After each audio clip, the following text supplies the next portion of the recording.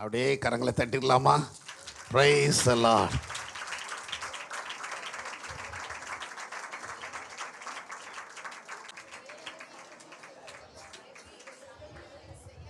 வாசிங்க.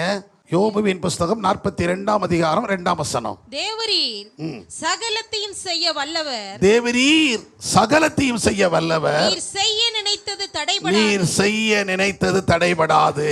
கரங்களை தட்டி கர்த்தரை மகிமைப்படுத்துங்க. பக்கத்துல பார்த்து சொல்லுங்க, தேவன் சகலத்தையும் செய்ய வல்லவர். அவர் செய்ய நினைத்தது தடைபடாது. இந்த வருஷத்துல அவர் உங்களுக்கு என்ன செய்ய நினைக்கிறத செஞ்சுக்கிட்டே இருப்பா, தடைபடாது. சத்தமுறை இல்லை சொல்லுங்க. ஆமென். நீங்க என்ன எதிர்பார்த்திருக்கீங்களோ அதை கர்த்தர் செய்ய வல்லவர். அது தடைபடாது. எத்தனை பேர் விசுவாசிக்கிறீங்க? ஒவ்வொரு குடும்பத்திற்கும் நான் சொல்றேன், ஒவ்வொரு பிள்ளைகளுக்கும் நான் சொல்றேன், கர்த்தர் உங்களுக்கு என்ன செய்ய நினைச்சிருக்கிறாரோ அதை செய்ய அவர் வல்லவர். அது அவர் தடைபடாது. அவர் செய்ய முடிச்சிருவார். அல்லேலூயா. சத்தமா? இன்னும் சத்தமாக இல்லை சொல்லுங்க. ஆமென். இதுவரைக்கும் இருந்ததை பார்க்கலும் இந்த வருஷத்தில் நிறைய கர்த்தர் செய்ய போறார். இந்த புதிய வருஷத்தில் பலவிதமான இன்னைக்கு கால சூழ்நிலாம் வித்தியாசமாக இருக்கிறது. இன்றைக்கி நிலைமையெல்லாம் ரொம்ப மோசமான சூழ்நிலை போய்கிட்டு இருக்கிறோம். எப்படியானாலும் நமக்கு சகலத்தை செய்ய அவர் வல்லவராக இருக்கிறார். அவர் செய்ய நினைத்தது என்ன கிடையாது, தடைபடாது. எதை செய்ய நினைச்சிட்டாரோ அதை கட்டாயம் செய்து முடிச்சிருவார். ஆமென். ஏன்னா வேதம் அப்படித்தான் சொல்லுகிறது. அதை தடுத்து கேட்பவன் யார் என்று இருக்குது. ஆண்டவர் செய்ய தடுத்து நிறுத்துறவன் யார்? ஒருவராலையும் தடுத்து நிறுத்த முடியாது. ஆமென். அவர் எல்லாத்தையும் செய்வாருங்க. நிச்சயமா அந்த விசுவாசத்தில் பக்கத்தில் சொல்லுங்க, நிச்சயமா செய்வார். நீங்க என்னெல்லாம் எதிர்பார்த்திருக்கீங்களோ இனி தடை இருக்காது. அவர் செஞ்சிருவார். அல்லேலூயா. ஆமென். சரி, சில காரியங்களை அவங்க சொல்கிறேன். நிறைய இருக்குது. நான் ப்ரிப்பரேஷன் நிறைய பண்ணி வச்சுருக்கிறேன். ஆனால் இன்றைக்கி ஒரு சில காரியங்களை மட்டும் எவ்வளோ சொல்ல முடியுமோ அவ்வளோ நான் சொல்லிவிட்டு நான் கடந்து செல்ல விரும்புகிறேன். கர்த்தர் உங்களை ஆசீர்வதிப்பாராக. முதலாவது, என்னென்ன காரியங்களை அவர் செய்ய நினைத்து தடையில்லாமல் செய்தார். அப்போ நமக்கு என்ன செய்வார்? முதல்ல அவர் என்ன செஞ்சிருக்கார் தெரிஞ்சால் தானே நமக்கு என்ன செய்வார் நமக்கு தெரியும். அதனால் அவர் செய்ய நினைத்து எது தடையில்லாமல் செய்தார், அவருக்கு எதை செய்ய வல்லமை இருந்தது அப்படின்னு பார்க்கும். முதல்ல நீங்கள் வாசித்து பார்த்தீங்கன்னா 1ஆம் வசனத்தில் 1ஆம் அதிகாரத்திலேருந்து நம்ம பார்த்துருவோம். ஆதியாமம் 1ஆம் அதிகாரம். இன்றைக்கி ஆதியாமத்திலேருந்து மட்டும்தான் உங்களோட சொல்ல போகிறேன். எல்லா வெளிப்படுத்தல் வரைக்கும் பல காரியங்கள் இருக்குது. ஆனால் இன்றைக்கு ஆதியாமத்திலேருந்து ஒரு சில காரியங்களை மட்டும் நான் சொல்லிடுறேன். 1ஆம் அதிகாரம் 26ஆம் வசனத்திலிருந்து 28ஆம் வசனம் வரைக்கும் நீங்கள் வாசிங்க. பின்பு தேவன் நமது சாயலாகவும் நமது ரூபத்தின்படியேயும் மனுஷனை உண்டாக்குவோமாக, அவர்கள் சமுத்திரத்தின் மச்சங்களையும் ஆகாயத்து பறவைகளையும் மிருக ஜீவன்களையும் பூமி அனைத்தையும் பூமியின் மேல் ஊறும் சகல பிராணிகளையும் ஆளக்கடவர்கள் என்றார். தேவன் தம்முடைய சாயலாக மனுஷனை சிருஷ்டித்தார். அவனை தேவ சாயலாகவே சிருஷ்டித்தார். ஆணும் பெண்ணுமாக அவர்களை சிருஷ்டித்தார். பின்பு தேவன் அவர்களை நோக்கி, நீங்கள் பழுகி பெருகி பூமியை நிரப்பி அதை கீழ்ப்படுத்தி சமுத்திரத்தின் மச்சங்களையும் ஆகாயத்து பறவைகளையும் பூமியின் மேல் நடமாடுகிற சகல ஜீவ ஜந்துக்களையும் ஆண்டு கொள்ளுங்கள் என்று சொல்லி தேவன் அவர்களை ஆசீர்வதித்தார். அல்லேலூயா. முதலாவதாக தேவன் என்ன செய்ய நினைத்தார்? தேவரீர் நீர் சகலத்தையும் செய்ய வல்லவர். நீர் செய்ய நினைத்தது இதுதான் நம்ம டாபிக். இதை மனசில் வச்சுக்கணும். ஒவ்வொரு வசனம் சொல்லும்போது இதை மனசில் வச்சுக்கோங்க. அவர் எல்லாத்தையும் செய்ய வல்லவர். அவர் செய்ய நினைப்பது என்ன? முதல்ல மனுஷனை படைக்க நினைத்தார், அதை செய்து முடித்தார். சத்தமுறையில் சொல்லுங்க. எப்படி மனுஷனை படைக்க நினைத்தார்? அவர் தமது சாயலாக. அண்ட சராசரங்களை படைக்கிறாருங்க. எல்லாம் வார்த்தையினால. எல்லாம் உண்டாக கடவுதுன்னு சொன்னார். மரம் செடி கொடி எல்லாத்தையும், நீர்நிலைகள் உண்டாகனா வெட்டாந்தரை உண்டாக்குன்னு சொன்னார். எல்லாம் உண்டாவதாக எல்லாம் உண்டாயிருச்சு. எல்லாம் உலகத்தில் என்னெல்லாம் நம்ம கண்ணில் பார்த்துக்கிட்டு இருக்கோமோ அத்தனையும் உண்டாக்கிட்டார். பறவைகள், மிருகங்கள் அத்தனையும் உண்டாக்கிட்டார். எல்லாத்தையும் தம்முடைய வார்த்தையினாலே அவர் படைத்தார். ஆனால் மனுஷரை மாத்திரம் அவருடைய சாயலாக அவருடைய சொந்த கரத்தினாலே உருவாக்கினார். அதை திட்டம் பண்றார். போகிற போக்கில் அதையும் சொல்லிட்டு போயிருக்கலாம். மனிதர்கள் உண்டாவராகலாம் என்ன செஞ்சுருப்போம், உண்டாயிருப்பாங்க. ஆனால் அவர் உண்டாக்க விரும்பலை. ஏன்னா அதற்கும் மற்ற படைப்புக்கும் மனிதனுக்கும் என்ன இருக்குது, வித்தியாசம் இருக்கிறது. அதனால் சொல்லுவாங்க, அதை எல்லா படைப்புகளை பார்க்கிலும் மனித பிறவி என்னது, விசேஷ பிறவி அப்படின்னு சொல்லுவாங்க. ஒரு வித்தியாசமாக அவைகளுக்கெல்லாம் 5 அறிவுகளை கொடுத்திருக்கிறார். ஆனால் நமக்கு மட்டும் எத்தனை கொடுத்தாரு, பகுத்தறிவு என்கிறதான ஒரு பக்குவத்தை நமக்கு கொடுத்து நம்மை படைத்திருக்கிறார். அவர் சொந்த கரத்தினால படைத்தாராம். அது என்ன சாயலில் படைத்தாராம், அவருடைய சாயல். இங்கே இருக்கிற நம்ம எல்லாரும் யாருடைய சாயல் தான், யாரெல்லாம் இயேசுவின் சாயல் நினைக்கிறீங்க, நம்மெல்லாம் தேவ சாயல். எத்தனை பேர் நம்புறீங்க? ஏமா நம்ம கருப்பாக இருப்போம், சிவப்பாக இருப்போம், ஐயா குட்டையாக இருப்போம், நெட்டையாக இருப்போம், அதுபடி இல்லை. ஆனால் நம்மை உருவாக்கின தேவன் நம்ம அவருடைய சாயலாக தான் இருக்கார். நான் நினைக்க என் சாயலில் அவர் இருப்பார்னு. நீங்கள் எப்படி நினைக்கிறீங்க? உங்கள் சாயலில் தான். ஆமாம், எல்லார் சாயலில் இருந்தால் அவருடைய முகம் எப்படிங்க இருக்கும். ஆனால் அவர் சாயலை நம்மளை உருவாக்கியிருக்கிறார். சத்தமுறையிலே சொல்லுங்களேன். ஆமென். கர்த்தர் நல்லவர். அவர் தம்முடைய சாயல். அந்த சாயல்ங்கிறது என்னென்னா கலரோ முகஜாடையோ உருவமோ அல்ல, அவருடைய சுபாவத்தின்படி நம்மை உருவாக்கியிருக்கிறார். அவருக்குள் இருக்கிற சுபாவம் நமக்குள்ள என்ன செய்யணும், இருக்கணும். இப்போ ஒவ்வொரு மனிதனுக்கும் ஒவ்வொரு கலர். இப்போ நம்ம இந்தியா எடுத்துக்கிட்டிங்கன்னா மேக்சிமம் நம்ம சவுத் இந்தியா எடுத்துக்கிட்டோம்னா என்ன கலர் தான், நம்மளாம் என்ன கலரு, கருப்பா. கருப்புங்கிறது என்ன மாதிரி 1-2 பேருங்க. நம்ம வந்து ப்ரௌன் கலர். இந்த பகுதியில் என்ன இருக்கிறோம், கொஞ்சம் ப்ரௌனிஷாக இருப்போம். கொஞ்சம் நார்த்துக்கு போனால் கொஞ்சம் எப்படி இருப்பாங்க, கொஞ்சம் கலராக இருப்பாங்க. ஏன்னா ஒவ்வொரு அதே போல் நீங்கள் ஆப்பிரிக்கா போனீங்கன்னா எப்படி இருப்பாங்க, அவங்க அந்த பெயிண்ட் கலரில் தான் இருப்பாங்க. அந்த இருக்குல்ல கோடு மாதிரி இருக்கு பாருங்க, அந்த கலரில் இருப்பாங்க அங்கே உள்ள கண்ட்ரிகள்லாம். அதே ஆஸ்திரேலியன்னு போனீங்கன்னா அவங்க எப்படி இருப்பாங்க, அவங்க எல்லோவாக இருப்பாங்க. நீங்கள் இங்கிலாந்து போனீங்கன்னா ஒயிட்டிஸாக இருப்பாங்க. இப்படி ஒவ்வொருத்தருக்கும் ஒவ்வொரு கலர் என்ன செய்யுது இருக்குது. அதனால் எதுக்கு அப்படின்னா, ஏன் இப்படி படைச்சி வச்சுருக்காரு, எல்லாரையும் ஒரே கலரில் படைச்சிருக்க வேண்டியது தானே அப்படின்னா அப்படி அல்ல. எதுக்காக அப்படி படைச்சிருக்குன்னா, அந்தந்த கால சூழ்நிலை சீதோஷ நிலை. இந்த உருவம் தான் இங்கே தாங்கும். நல்லா கவனிச்சிட்டிங்களா? இந்த நமக்கு இருக்கிற கலரும் நமக்கு இருக்கிற உருவம் தான் இங்கே உள்ள சீதோஷ நிலையை தாங்கக்கூடியது. இங்கே வந்து வெள்ளைக்கார இது போட்டான்னா அவனால் என்ன செய்ய முடியாது, தாங்க முடியாது. ஏன்னா அவனுக்கு இங்கே உள்ள சிச்சுவேஷனுக்கு ஏற்றுக்கிறாது. அவனுக்கு கொஞ்சம் சில்லுன்னு தான் என்ன செய்யணும், இருக்கணும். அவையெல்லாம் என்ன செய்கிறாங்கன்னா, நல்லா கவனிச்சுங்க, வெள்ளைக்காரங்களுக்கு வந்து அவங்க இருக்கிற ஏரியாக்கள்லாம் குளிருக்கு தான் இருக்கும், ரொம்ப வெப்பம் இருக்கிறதுனால அவங்க எதை தேடி போவாங்கன்னா, கடற்கரையில் போய் எதில் படுத்து கிடப்பான், மட்டமில்லாக்க வெயிலில் படுத்து கிடப்பான். நம்ம ஆளுகள் அதை பார்த்துட்டு இவனும் போய் மெரினா பீச்சில் படுத்து கிடக்கான், கருவாடாயிருவான். அவன் படுக்கிறான்னா அவன் நாடு அப்படி இருக்குது. அதனால அந்த சிச்சுவேஷனுக்கு அவன் போய் என்ன வேண்டியது இருக்குது, கொஞ்சம் வெயிலில் என்ன செய்ய வேண்டியது. இவங்க நம்ம ஆட்கள் பார்த்திங்கன்னா மத்தியானம் 2 மணிக்கும் 12 மணிக்கும் போய் எங்கே படுத்து கிடக்காங்க. ஆனால் சூடே ஏற மாட்டேங்க, உணர்வு இல்லாமல் இருக்காங்க. அவங்க நாட்டுக்கு அது ஒத்து போகும், நம்ம நாட்டுக்கு அது என்ன செய்யாது, போகாது. வஸ்திரங்களே பாருங்களேன், ஏன் நம்ம பருத்தி ஆடையை நமக்கு மெயின் பண்ணோம். இப்போ நீங்கள் விலை உயர்ந்த ஆடைகள் பட்டு இதெல்லாம் பண்ணுங்க, ஆக்சுவலாக அது நமக்குடையது கிடையாது. நமக்கு என்ன ஆடை தான், பருத்தி ஆடை. ஏன்னா நம்ம காலங்களுக்கு நம்ம சூழ்நிலைக்கு வெயிலையும் தாங்கணும் குளிரையும் தாங்கணும், ரெண்டையும் தாங்கக்கூடியது என்ன ஆடை தான், பருத்தி ஆடைகள் தான். பட்டு ஆடைகள் வந்து வெயிலையும் குளிரையும் ஒன்று போல் என்ன செய்யாது, தாங்காது. இந்த அவங்க வெளிநாட்டில் இப்போ நார்த்துலேருந்து கொண்டு ஒரு போர்வை விற்காம பார்த்துருக்கீங்களா, ஒரு சைடு வலுவலுன்னு இருக்கும், இன்னொரு சைடு அந்த போர்வையில் நிறைய வீட்டில் வச்சுருப்பீங்க, விரிக்கிறதுக்கு வாங்கியிருப்பீங்க, தரை விரிப்பாக வச்சுருப்பீங்க, பெட்டில் விரிக்க வச்சுருப்பீங்க. அந்த போர்வை மழை நேரத்தில் பார்த்துருக்கீங்களா, மழை நேரத்தில் இந்த போர்வை பார்த்துருக்கீங்களா, நீங்கள் இப்படி விரித்து போட்டுருங்க வீட்டுக்குள்ளே. குளிர் நல்லா அடிக்கும்போது, மழை நல்லா அடிக்கும்போது ஒரு டேபிள்லேயோ அதில் அடித்து போட்டிங்கன்னா அந்த போர்வையிலேருந்து தண்ணி சொட்டு சொட்டுன்னு விழும். அது எதை உறிஞ்சி கொண்டு வருது, வெளியில் பெய்கிற மழையை ஈரப்பதத்தை உறிஞ்சி கீழே கொண்டு வரும். நீங்கள் தரையில் போட்டுட்டு படுத்துருந்தீங்கன்னு நீங்கள் விரித்து அதை குளிருக்கு நான் விரிச்சிக்கலாம்னு நினச்சி படுத்திங்கன்னா, அப்புறம் படுக்கும்போது கொஞ்ச நேரம் கழித்து பார்த்தீங்கன்னா அப்படி பார்த்தீங்க ஃபுல்லாக சில்லுன்னு ஆகி போயிடும். உங்கள் காலுக்கு கூட கொஞ்சம் இழுத்துட்டு போகும். தெரிஞ்சு தெரியாமல் அந்த போர்வையெல்லாம் விரித்து என்ன செஞ்சிடாதீங்க, படுத்துறாதீங்க. அதனால தான் அவன் படுக்கும்போதே, அவங்க தயாரிக்கிறவன் படுக்கும்போதே கீழே ஒரு பெட்டு வச்சுருப்பான், ரசாயின்னு சொல்லிட்டு. ரசாய் தானே அதுக்கு பேர்? ஆமாம், ரசாயின்னு சொல்லுவாங்க. அது இவ்வளோ கணத்தில் இருக்கும்.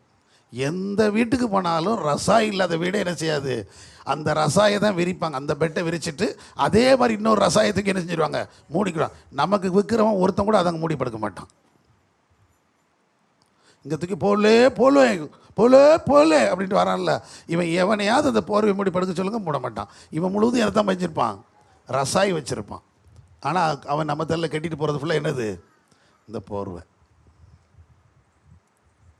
நல்ல கவனிக்க. எது நான் எல்லாத்தையும் ஒவ்வொரு விதங்களில் நான் எதுக்கு சொல்கிறேன்னா, இப்படித்தான் மனிதனை ஒவ்வொரு கால சூழ்நிலைக்கும் ஒவ்வொரு ஊருக்கும் அந்தந்த சூழ்நிலைக்கு தக்க மனுஷன் நினைஞ்சிருக்கிறாரு, படைத்திருக்கிறார். ஆனால் எல்லாரையும் தேவன் யார் சாயலாக தான் பார்க்குறாரு, தேவனுடைய சாயலாய்.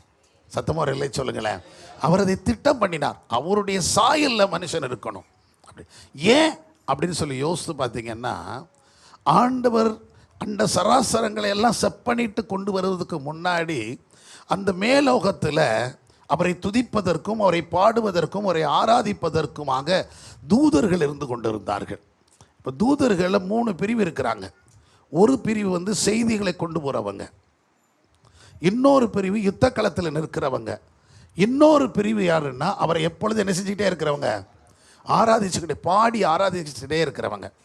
அப்படி இருக்கும்போது அந்த ஆராதிக்கிற குரூப் எப்போவுமே யுத்தத்துக்கு போகிறவனை விட, நல்ல கவனிங்க, யுத்தத்துக்கு போகிறவனை விட ஒரு செய்தியை கொண்டு இன்னொருத்தனுக்கு சொல்கிறவனை விட இந்த பாடுறவனுக்கு ஒரு மனமேட்டிமை இருக்கும். மியூசிக் அப்படின்னு சொல்லி வாசிக்கிறவங்களுக்கு என்ன இருக்கும், ஒரு மனமேட்டிமை இருக்கும். ஏன்னா இப்போ தபால் கொண்டு வரனை பார்த்து யாராவது ரொம்ப நல்ல தபால்காரன்னு சொல்லிடுவாங்களா? சொல்ல மாட்டாங்க. புரியுதுங்களா? மிலிட்ரிக்கார் அவர் ரொம்ப நல்ல சண்டை போட்டார் அப்படி சொல்லிடுவாங்களா? சொல்ல மாட்டாங்க. அதே நேரத்தில் ஒருத்தர் பார்த்தா எப்படி சொல்லுவாங்க, அண்ணே நீங்கள் சூப்பராக பாடுனீங்க சொல்லுவாங்களா இல்லையா? நல்லா பாடினீங்க, நல்லது பண்ணி அப்படி. அப்போ இது இவங்களுக்கு என்ன கொண்டு ஆரம்பிச்சிடும், ஒரு அப்படியே பெருமை கொண்டு ஆரம்பிச்சு. இதைத்தான் அவனுக்குள்ள இது எங்கே இருந்தால் லூசிபருக்குள்ளே இருந்துச்சு. அவன் மியூசிக் டிபார்ட்மெண்ட்டுக்கு தலைவன்.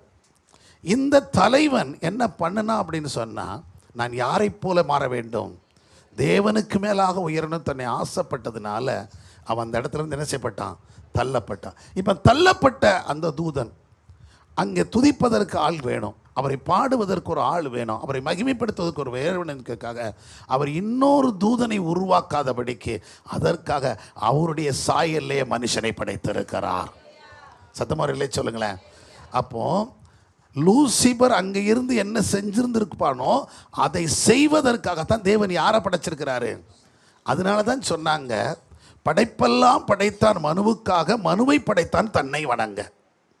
எல்லா படைப்பையும் யாருக்காக படைச்சாரு, மனுஷனுக்காக படைச்சார். ஆனால் மனுஷனை மாத்திரம் யாருக்காக படைச்சாரு, அவருக்காக படைச்சார். இங்கே இருக்கிற எல்லா படைப்புகளும் நமக்கானது. பறவைகள், மிருகங்கள், காட்டு மிருகங்கள், நாட்டு மிருகங்கள், இருக்கிற ஊரும் பிராணிகள் எல்லாமே யாருக்கு சொந்தம், நமக்கு சொந்தம். அதெல்லாம் நமக்கு சாதகமாக இருக்கிறது. ஆனால் நாம் மட்டும் யாருக்கு சொந்தம், பக்கத்தில் சொல்லுங்களேன், நாம் மட்டும் கர்த்தருக்கு சொந்தமானவர்கள். அதனால அதெல்லாம் வேற வேற சாயலில் படைச்சிட்டு நம்மளை மட்டும் அவர் சாயல்லே படைச்சு வச்சிருக்கிறாரு. அல்லேலூயா. நம்மை மாத்திரம் எந்த சாயலில் படைத்திருக்கிறாரு, அவருடைய சாயல். அது திட்டம் பண்ணினார். அதான் சொல்ற, அவர் செய்ய நினைத்தது என்ன செய்யாது, அவர் நினைச்சார். லூசிபர் போயிட்டான். இப்போ அந்த இடத்துக்கு ஒரு சில படைக்கணும்னு சொல்லி அவனுக்கு உருவாக்கணும்னு சொல்லி கர்த்தர் யாரை படைச்சார்னா மனுஷனை படைத்தார். அந்த மனுஷனை படைத்து அவன் கையில் எல்லாத்தையும் கொடுத்து நீங்கள் இவங்களை ஆண்டு கொள்ளுங்கள் சொல்லி அவங்களை ஆசீர்வதிச்சாருங்க. சத்தமுறையிலே சொல்லுங்க. இந்த பூமியில் தாயின் கருவிலிருந்து உருவாக்கப்படுகிற ஒவ்வொரு மனுஷனும் தேவன் என்னென்ன செய்ய நினைக்கிறாரு, ஆசீர்வாதமாக இருக்குன்னு சொல்ல. அதனால தான் அவனை படைத்த உடனே தமது சாயலாக மனுஷனை படைத்தார். ஆணும் பெண்ணுமாக சிருஷ்டித்து அவர்களை கர்த்தர் என்ன செய்தாராம், ஆசீர்வதிச்சாருங்க. அல்லேலூயா. சத்தமுறையிலே சொல்லுங்க.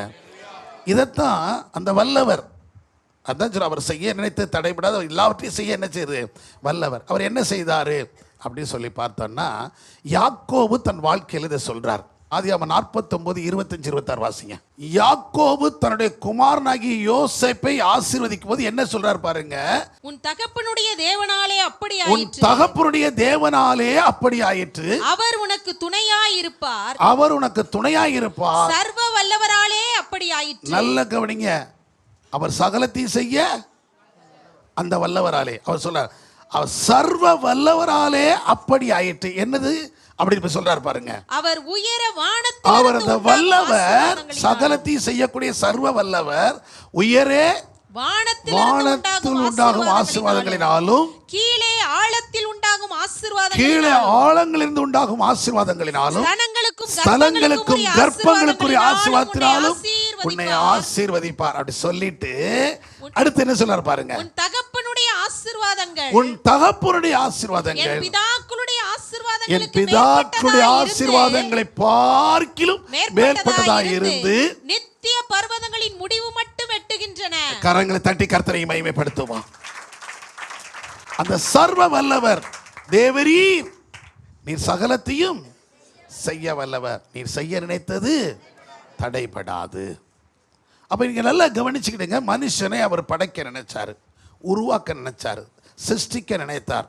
அப்படி சிருஷ்டித்து உருவாக்கி அவரை கர்த்தர் என்ன செஞ்சாராம்? ஆசீர்வதிச்சார். அதை யாக்கோபு அப்படியே கொண்டு வந்து தன் குமாரனுக்கு சொல்றான். அந்த சர்வ வல்லவர் எங்களை ஆசீர்வதிச்சிட்டாருப்பா, நம்மளை ஆசீர்வதிச்சிடா. அந்த சர்வவல்லுடைய ஆசீர்வாதம் வானத்துக்குரிய ஆசீர்வாதத்தினாலும் பூமிக்கும் ஸ்தலங்களுக்கும் கர்ப்பங்களுக்குள்ள ஆசீர்வாதத்தினாலும் கர்த்தர் உன்னை ஆசீர்வதிப்பார். ஏன் அப்படின்னா அந்த சர்வ வல்லவர், அந்த வல்லமையுடையவர் என்ன ஆசீர்வதிச்சிருக்கிறார். என்னுடைய ஆசீர்வாதம் என் பிதாக்களின் ஆசீர்வாதங்களை பார்க்கிலும் பெருசாக இருக்கிறது என்று சொல்கிறார். பக்கத்தில் பார்த்து சொல்லுங்க, சர்வ வல்லவர் உங்களை ஆசீர்வதிப்பார். நம்முடைய பிதாக்களை பார்க்கிலும் ஆசீர்வதிப்பார். இந்த வருஷத்தில் தேவன் நம்முடைய ஆசீர்வதிச்சு ஆகணும். எத்தனை பேர் விசுவாசிக்கிறீங்க? ஏன்னா அவர் சர்வ வல்லவர். தேவரீர் சகலத்தையும் செய்ய வல்லவர். அப்படி சொல்லுங்க, நீர் சகலத்தையும் செய்ய வல்லவர். நீர் செய்ய நினைத்து என்ன செய்யாது தடை. என்ன ஆசீர்வதிக்க நினைச்சிட்டீங்கன்னா ஆசீர்வதிச்சிருவீங்கப்பா. அவர் நினைச்சிட்டாருன்னா யாரும் தடுத்து நிறுத்த முடியாது. ஆமென். அதான் சொல்ல வர. அதாவது சொல்றான், அந்த சர்வ வல்லவருடைய ஆசீர்வாதம் இப்படி இருக்குது, அதனால அந்த ஆசீர்வாதம் உனக்கு வந்து சேரும். வானத்துக்குரிய ஆசீர்வாதம், பூமிக்குரிய ஆசீர்வாதம், ஸ்தலங்களுக்கும் கர்ப்பங்களுக்குள்ள ஆசீர்வாதம் உனக்கு கிடைக்கும்பா. ஏன்னா என்னை ஆசீர்வச்சிருக்கிறாரு. என்னுடைய ஆசீர்வாதம் என் பிதாக்களை பார்க்கிலும் அதிகமாக இருக்கிறது. நல்ல கவனிங்க. பிதாக்களை பார்க்கல எப்படி சொல்ல முடிஞ்சிச்சு அப்படின்னா, ஆபிரகாமை கர்த்தர் அழைக்கிறார். 12ஆம் அதிகாரத்தில் பார்க்கிறோம். நான் காட்டும் தேசத்துக்கு நீ என்ன செய்யும், போ அப்படி சொல்லி அனுப்பி விடுறார். எல்லாத்தையும் விட்டு போப்பா, நான் உன்னை ஆசீர்வதிப்பேன், உன்னை பெரிய ஜாதியாக்குவேன். 7 விதமான ஆசீர்வாதம் சொல்றார். சொன்ன உடனே அதை கேட்டுட்டு அவன் கிளம்பி போகிறான். எதுவுமே, அதாவது ஆபிரகாமிட்ட இருந்த ஒரு மிகப்பெரியது என்ன அப்படின்னா, எந்த காரியத்தையும் ஆண்டவர் சொல்லும்போது மனுஷனோடோ சொந்தங்களோடோ உறவுகளோடோ அல்லது மேலே இருக்கிற பெரியவங்களோட சிறியவங்களோட என்ன கிடையாது, டிஸ்கஷனே கிடையாது, ஆலோசனையே பண்ணலை. கர்த்தர் சொல்லிட்டார செஞ்சிருவான்.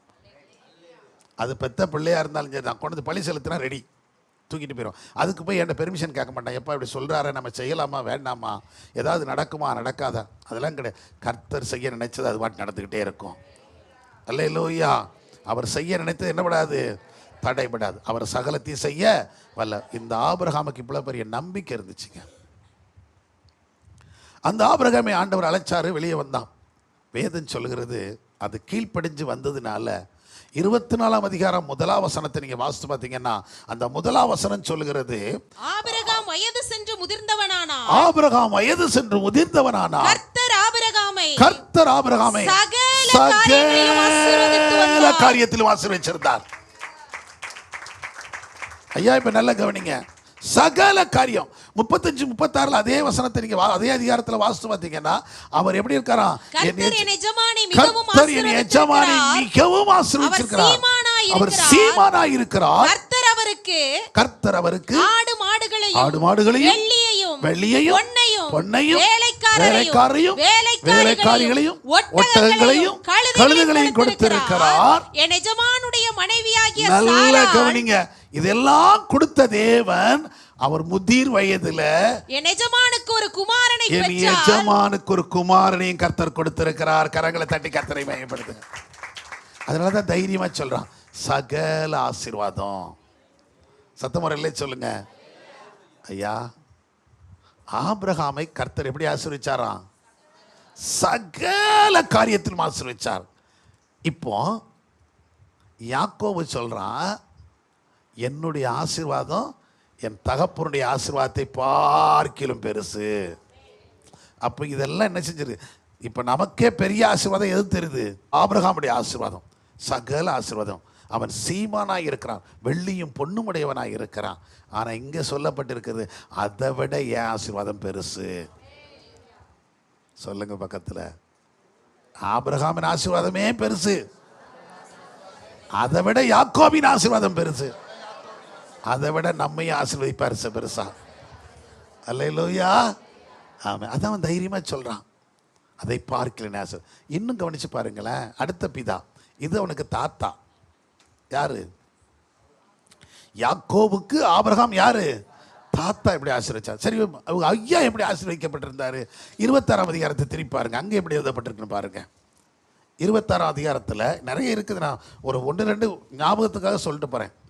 26ல 12லேருந்து 14 வரைக்கும் வாசித்து பாருங்க. ஈசாக்கு அந்த தேசத்தில் விதை விதைத்தான். ஈசாக்கு அந்த தேசத்தில் விதை விதைத்தான். கர்த்தர் அவனை ஆசீர்வதித்ததினால், கர்த்தர் ஆசீர்வதித்ததினால் அந்த வருஷத்தில் 100 மடங்கு அந்த பலன் வருஷத்திலே அடைந்தான். 100 மடங்கு பலன் அடைந்தான். அவன் ஐஸ்வர்யவானாகி, அவன் ஐஸ்வர்யவனாகி, வர வர விருத்தி அவன் அடைந்து, வர வர விருத்தி அடைந்து மகா பெரியவனானான். மகா பெரியவனானான். அவனுக்கு ஆட்டு மந்தையும், அவனுக்கு ஆட்டு மந்தையும் மாட்டு மந்தையும் அநேக பணிவிடைக்காரர் அநேக பணிவிடைக்காரர்கள் இருந்தார்கள். பெலிஸ்தர் அவன் பேரில் பொறாமை கொண்டு, நல்ல கவனிங்க, அவங்க அப்பாவுக்கு எப்படி இருந்துச்சா? நல்ல கவனிங்க, ஆபிரகாமுக்கு எப்படி இருந்துச்சா? சகல ஆசீர்வாதம், வெள்ளியும் பொண்ணுமுடைய பெரிய சீமானாய் இருந்தார் அவர். ஆனா இவர் எப்படி இருந்தார்னா, மற்றவங்க பொறாமைப்படக்கூடிய அளவுக்கு ஆசீர்வதிக்கப்பட்டிருந்தாங்களாம். ஐஸ்வர்யம் பெருகிட்டே இருந்துச்சான். இவருக்கு பெரிய ஐஸ்வர்யம் இருந்தது. மற்றவர்கள் அவரை பார்த்து என்ன நினைச்சார்கள்? பக்கத்தில் சொல்லுங்க, உங்களை பார்த்து பொறாமப்படணும். யாராவது உங்களை பார்த்து பொறாமப்பட்ட எரிச்சப்படாதீங்க. என்ன, நீங்க வருத்தப்படாதீங்க, துக்கப்படாதீங்க. எப்பொழுதும் என் மேல பொறாமையாவே பார்ப்பேன். அவங்க பொறாமையை பார்த்தா நீங்க ஆண்டவரால் ஆசீர்வதிக்கப்பட்டீங்கன்னு அர்த்தம். சத்தமுறை இல்லைன்னு சொல்லுங்க. அப்படித்தான் பைபிள்ல இருக்குது. கர்த்தர் நம்மை ஆசீர்வதிப்பதை பார்த்து மற்றவங்க என்ன அடையணுமா? ஆமாம், நான் கடை வச்சுருந்தேங்க, என் கடைக்கு எதாக்கில் கடை போட்டு என்ன கடையே நடத்த விட மாட்டேன் அப்படி சொல்லிட்டு இருக்க. பொறாம போட்டி போட்டு கடை நடத்திட்டு இருக்கான். நடத்தட்டும், அவன் நடத்துறது உங்களுக்கு நல்லது. சத்தமுறை இல்லை சொல்லுங்க. போட்டி கடை உங்களுக்கு எதிராக போடுறது நல்லது. பொறாமையில் போட்டாங்கன்னா நீங்கள் என்ன அடைஞ்சின்னு அர்த்தம்? ஆசீர்விக்கப்பட்டுட்டீங்கன்னு அர்த்தம். சத்தமுறை இல்லை சொல்லுங்க. அப்படிதான் இங்கே செஞ்சாங்க. பெலிஸ்தேர்கள் ஊர்க்காரங்க, இவங்க வெளியிருந்து வந்தவங்க. அந்த சொந்த ஊருக்காரங்க யார் மேலே பொறாமப்பட்டாங்க? ஈசாக்கு மேலே பொறாமப்பட்டாங்க. நேற்றுக்கு வந்தவன் அவன் பாரியா, நம்மளும் இத்தனை வருஷம் இந்த தோட்டத்தை போட்டு திருத்தி அதை போடுறது இதை போடுறது ஒன்று வேலையில், அவன் பாரு நேற்றுக்கு வந்தான் அவ்வளோ ஆயிட்டானே அப்படின்னு சொல்லக்கூடிய அளவுக்கு நம்ம பிள்ளைகளை ஆசீர்வதிக்கணும். எத்தனை பேர் விசுவாசிக்கிறீங்க? அப்படியே பிள்ளைகளை பொட்டிக்குள்ளே வச்சிடணும். அப்படின்னு தேவன் ஆசீர்வதிக்கிறார், கவலையப்படக்கூடாதுங்க. ஏன்னா சகல ஜாதிகள் நெசுவான் இருக்குது. சகல ஜாதிகளும் ஆசீர்வதிக்கப்படுவார்னு சொல்லுதேன். சகல ஜாதிகளும் ஆசீர்வாதத்தை என்ன செய்வார்கள்? பார்ப்பார்கள், அறிந்து கொள்வார்கள். அதே ஈசா கிட்ட வந்து சொன்னானா இல்லையா ராஜா? அபிமெலேக்கு வந்து என்ன சொன்னா? கர்த்தர் நிச்சயமா என்னோடு என்ன செய்றார்? இருக்கிறார். நீ கர்த்தரால் ஆசீர்வதிக்கப்பட்ட சொல்ல வைப்பாரியா 25ல. இந்த வருஷத்துல என்ன செய்வாரு? சொல்ல வைப்பார். நம்மள பக்கத்தில் சொல்லுங்க, உங்களை பார்த்து சொல்லுவாங்க. சத்தமுறை சொல்லுங்க.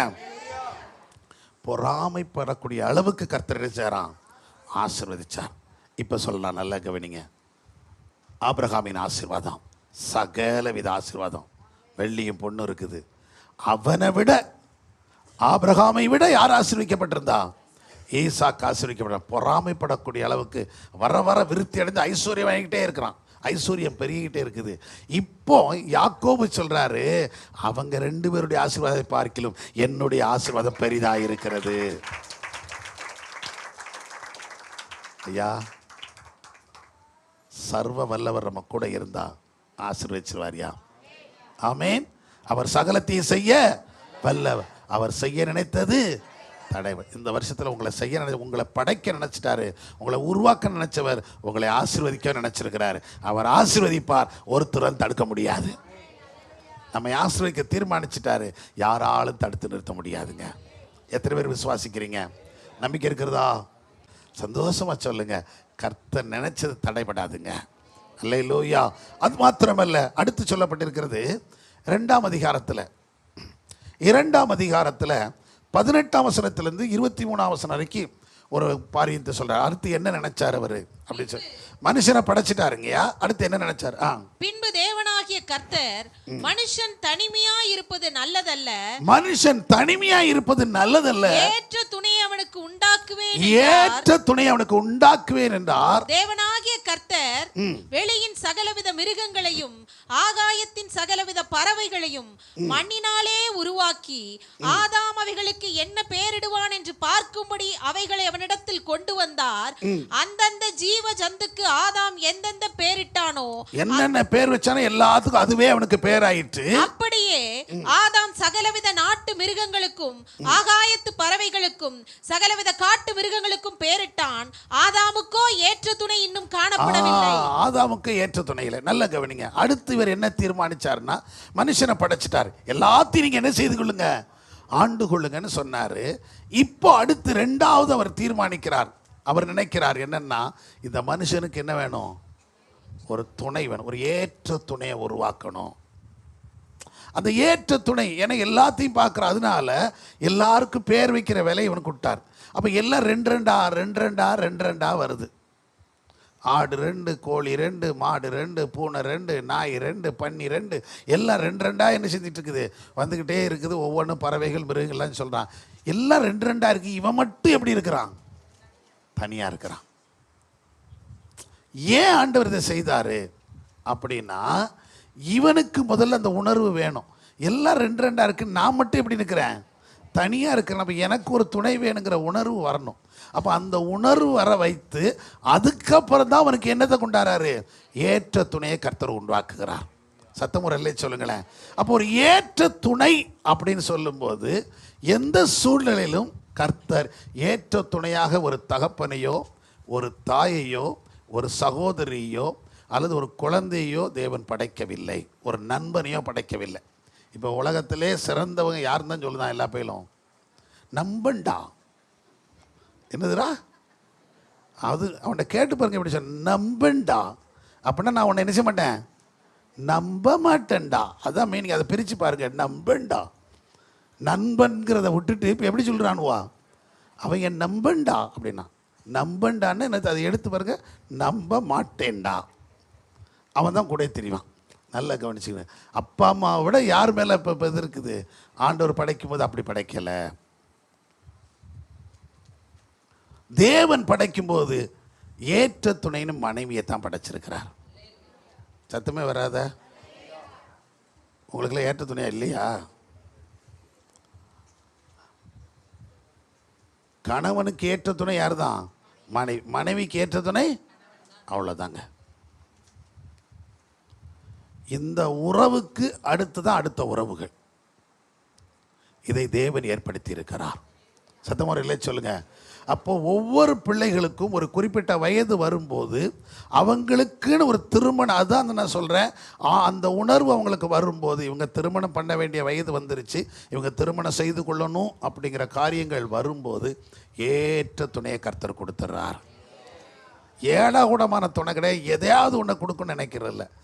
ஏடாகூடமான துணை யார் மூலமாக வருதுன்னா, தேடி போகிறவங்களால, நம்மளால் வர்றது.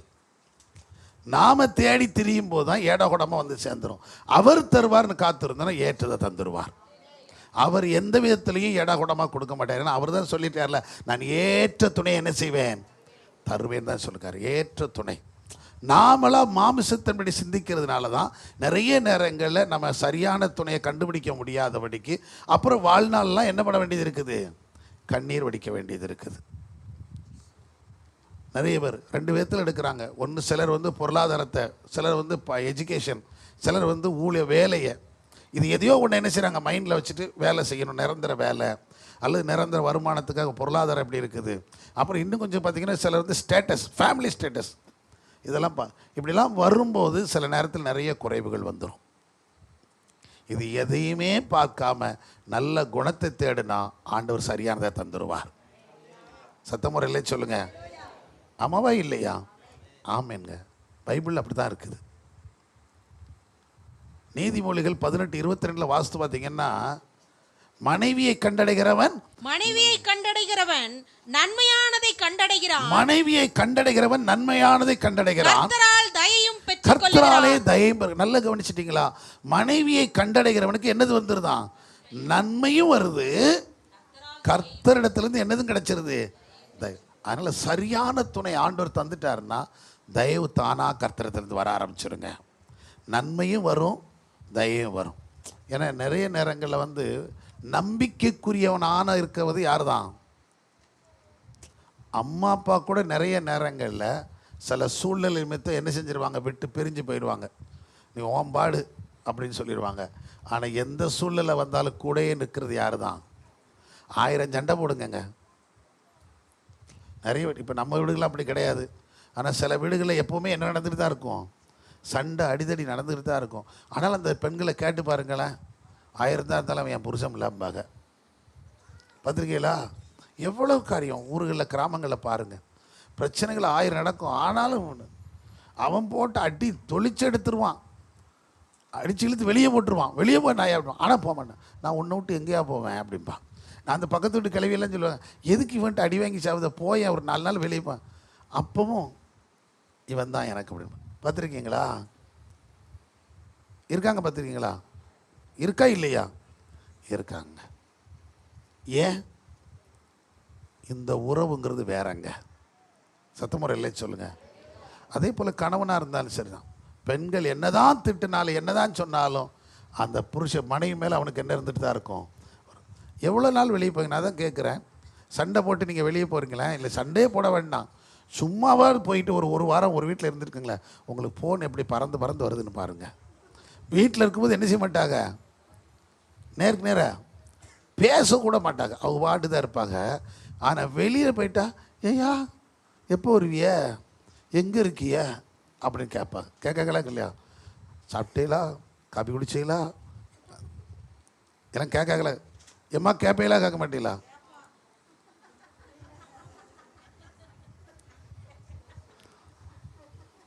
கேட்க இல்லை, நிறைய பேர் கேட்க மாட்டோம் அப்படிங்கிற மாதிரி இருக்கேல.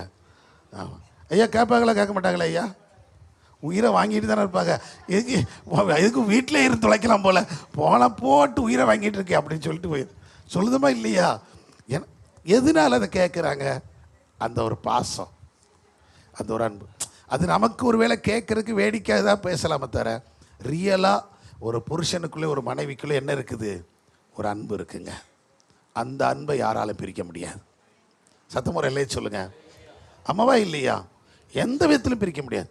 புருஷன் மனைவிக்குள்ள அன்பு எந்த கடைசி வரைக்கும் நான் சொல்கிறேன், வேத வசனத்தின்படி பார்த்தீங்கன்னா புருஷனுக்கு ஒன்றுன்னு சொன்னால் கடைசி வரைக்கும் கூட நிற்க போகிறது யார் தான்? மனைவி தான். மனைவிக்கு ஒன்றுன்னா கடைசி வரைக்கும் கூட நிற்க போகிறது யார் தான்? புருஷன்தான். நீங்கள் இப்போ என்ன வேணாலும் சொல்லுங்கள், என்ன வேணாலும் பேசுங்க, எதை வேணாலும் பண்ணிக்கலாம். ஆனால் ஒரு ஆபத்துன்னு வந்து கடைசியில் ஒரு பிரச்சனைன்னு வந்து நிற்கும்போது அந்த இடத்துல கூட நின்றுக்கிட்டே இருக்கிறது யார் தான்? கணவன் தான். கண்ணீரோடு நின்று எதை செய்யணும் அதை செஞ்சுக்கிட்டே இருப்பாங்க. இவங்களுக்கு என்னென்னா, இன்றைக்கி இருக்கிற உலகத்தில் பொம்பளைலாம் இந்த சினிமா பார்த்து பார்த்து கெட்டு கீழ்வழியாகி போய் ஊரில் என்ன எப்போ பார்த்தாலும் என்ன சொல்லிக்கிட்டே இருக்கணுமா? புருஷன் வந்து வீட்டுக்குள்ளே வந்தோன்னே ஐ லவ் யூ சொல்லிட்டே இருக்கணுமா? இது கிறிஸ்தவ வட்டாரத்துக்குள்ளே இப்போ பெருகிட்டு இருக்குது. ஐ லவ் யூன்னு சொன்னா தான் லவ்வா? இது வந்து எங்கே இருக்க வேண்டியது? ஏங்க எதுக்கு ஃபாதர்ஸ் டே, எதுக்கு மதர்ஸ் டே, எதுக்கு பேரண்ட்ஸ் டே சொல்லுங்க? இதெல்லாம் அவன் செய்கிறது கிடையாது. அம்மாவை அப்பாவை கடாசிட்டான் எங்கேயோ, அதனால அந்த அம்மாவுக்கு அவன் என்ன பண்ணிக்கு இருக்குது, அவனுக்கு ஒரு நினைவு நாள் மாதர். நம்ம தான் வீட்டில் சோறு கொடுக்குறோமே, நம்ம எதுக்கு அவங்களுக்கு ஒரு டே வச்சு கொண்டாடுன்னு நான் கேட்குறேன். அனுபவபூர்வமாக இருக்கிறவனுக்கு இன்னொரு டே என்ன தேவையில்லைங்க. மதர்ஸ் டேன்னு ஒன்று நமக்கு வேண்டியதே கிடையாது. ஒருவேளை அம்மாவுக்கு கஞ்சி கூட கொடுக்காத வந்தால் இதை செய்கிறது. என்னைக்காவது ஒரு நாள் வருஷத்தில் ஒரு தடவையாவது யாரை நினச்சி பார்க்கட்டும், அம்மாவை நினச்சி பார்க்கட்டும். அப்படிங்கிறவனுக்கு தான் மதர்ஸ் டே வேணும். அப்பாவை வருஷத்தில் ஒரு தடவையாவது நினச்சி பார்க்கணுமே நினைக்கிறவனுக்கு தான் ஃபாதர்ஸ் டே. நமக்கு நாம் தினந்தோறும் நம்ம அப்பாவை நினைக்கிறவங்க தான்.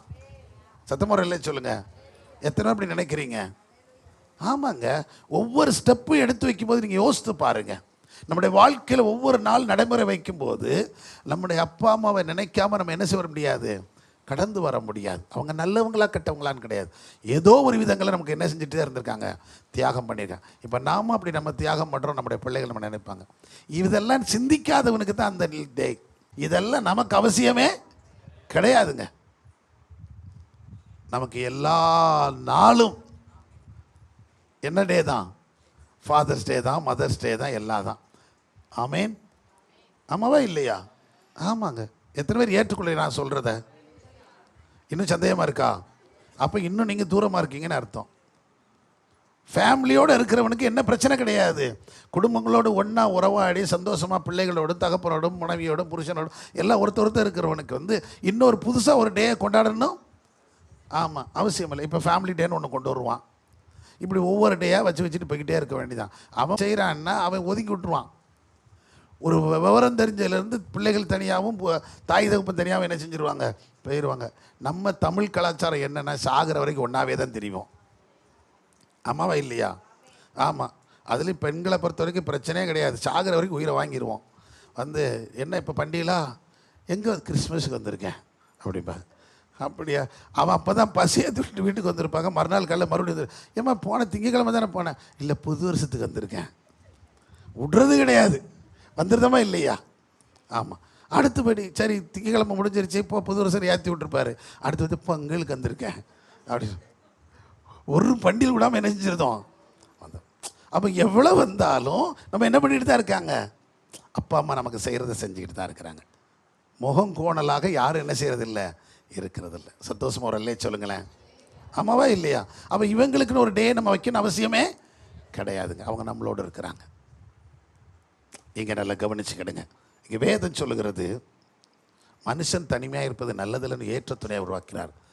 அதனால வேதம் சொல்லுறது, மனைவியை கண்டடைகிறவன் நன்மையானதை கண்டடைகிறான், கர்த்தராலே எதையும் பெற்றுக்கொள்கிறான், தயையும் பெற்றுக்கொள்கிறானாம். அல்லேலூயா. அப்போ குடும்பம் கட்டப்பட வேண்டும். புருஷன் மனைவி நல்ல கட்டப்பட வேண்டுமானால் நீதிமொழிகள் 24 ரொம்ப அழகாக சொல்லப்பட்டிருக்கிறது. அந்த 3ஆம் வசனத்திலிருந்து நீங்கள் வாசிப்பீங்க. 3, 4, 5 வாசிக்கும் போது, வீடு ஞானத்தினாலே கட்டப்படும், விவேகத்தினால் நிலைநிறுத்தப்படும், அறிவினாலே அருமையும் இனிமையுமான சகலவித பொருட்களாலும் நிறைந்திருக்கும். நல்லா கவனிச்சுக்கிடுங்க. நம்ம ஞானமா வீட்டை கட்டணும்னா அது என்ன செய்யும்? ஞானத்தினாலே வீடு என்ன செய்யப்படும்? கட்டும். அது விவேகத்தினாலே என்ன செய்யும்? நிலைநிறுத்தப்படும். அப்போ ஒரு குடும்பம் கட்டப்படுவதற்கு அதனால தான் புத்தியுள்ள ஸ்திரீ தன் வீட்டை என்ன செய்கிறாள்? புத்தி இல்லாத ஸ்திரியோ அதை கைகளினாலே என்ன செய்கிறாள்? இடித்து போடுகிறாள். புத்தி இல்லாத ஸ்திரீ இடித்து போட்டுருவா. ஆனால் புத்தியுள்ள ஸ்திரீ அவன் கோமாளிமாக இருந்தாலும் அவனை வைத்து அந்த குடும்பத்தை கட்டி எழுப்பிடுவாங்க. ஊருக்கு பைத்தியக்காரன்னு சொல்லுவாங்க, ஆனால் அவன் சொல்லுவா, இந்த பைத்தியக்காரனை நான் பிரகாசம் வைக்கிற பண்ணுறேனான்னு பார்த்து அவனை வச்சு வாழ்ந்து காமிச்சிருவாங்க. புரியுதுங்களா? இது எத்தனையோ பெண்களுடைய சாமர்த்தியம். ஆண்களை விட ஏன் இது பெண்கள் கையில் கொடுத்துருக்காரு ஆண்டவர்? புத்தியுள்ள புருஷன் ஏன் சொல்லலை? புத்தியுள்ள புருஷன் கட்டுவான்னு சொல்ல, உழைப்பதற்கு இவன், ஆனால் குடும்பத்தை பக்குவமாக கட்டுவது பெண்கள் கையில் தான் கொடுத்துருக்கிறார். சத்தமுறை இல்லை சொல்லுங்களேன். அவங்க அதை ஞானமாக என்ன சூழ்நிலை வந்தாலும் சரிங்க.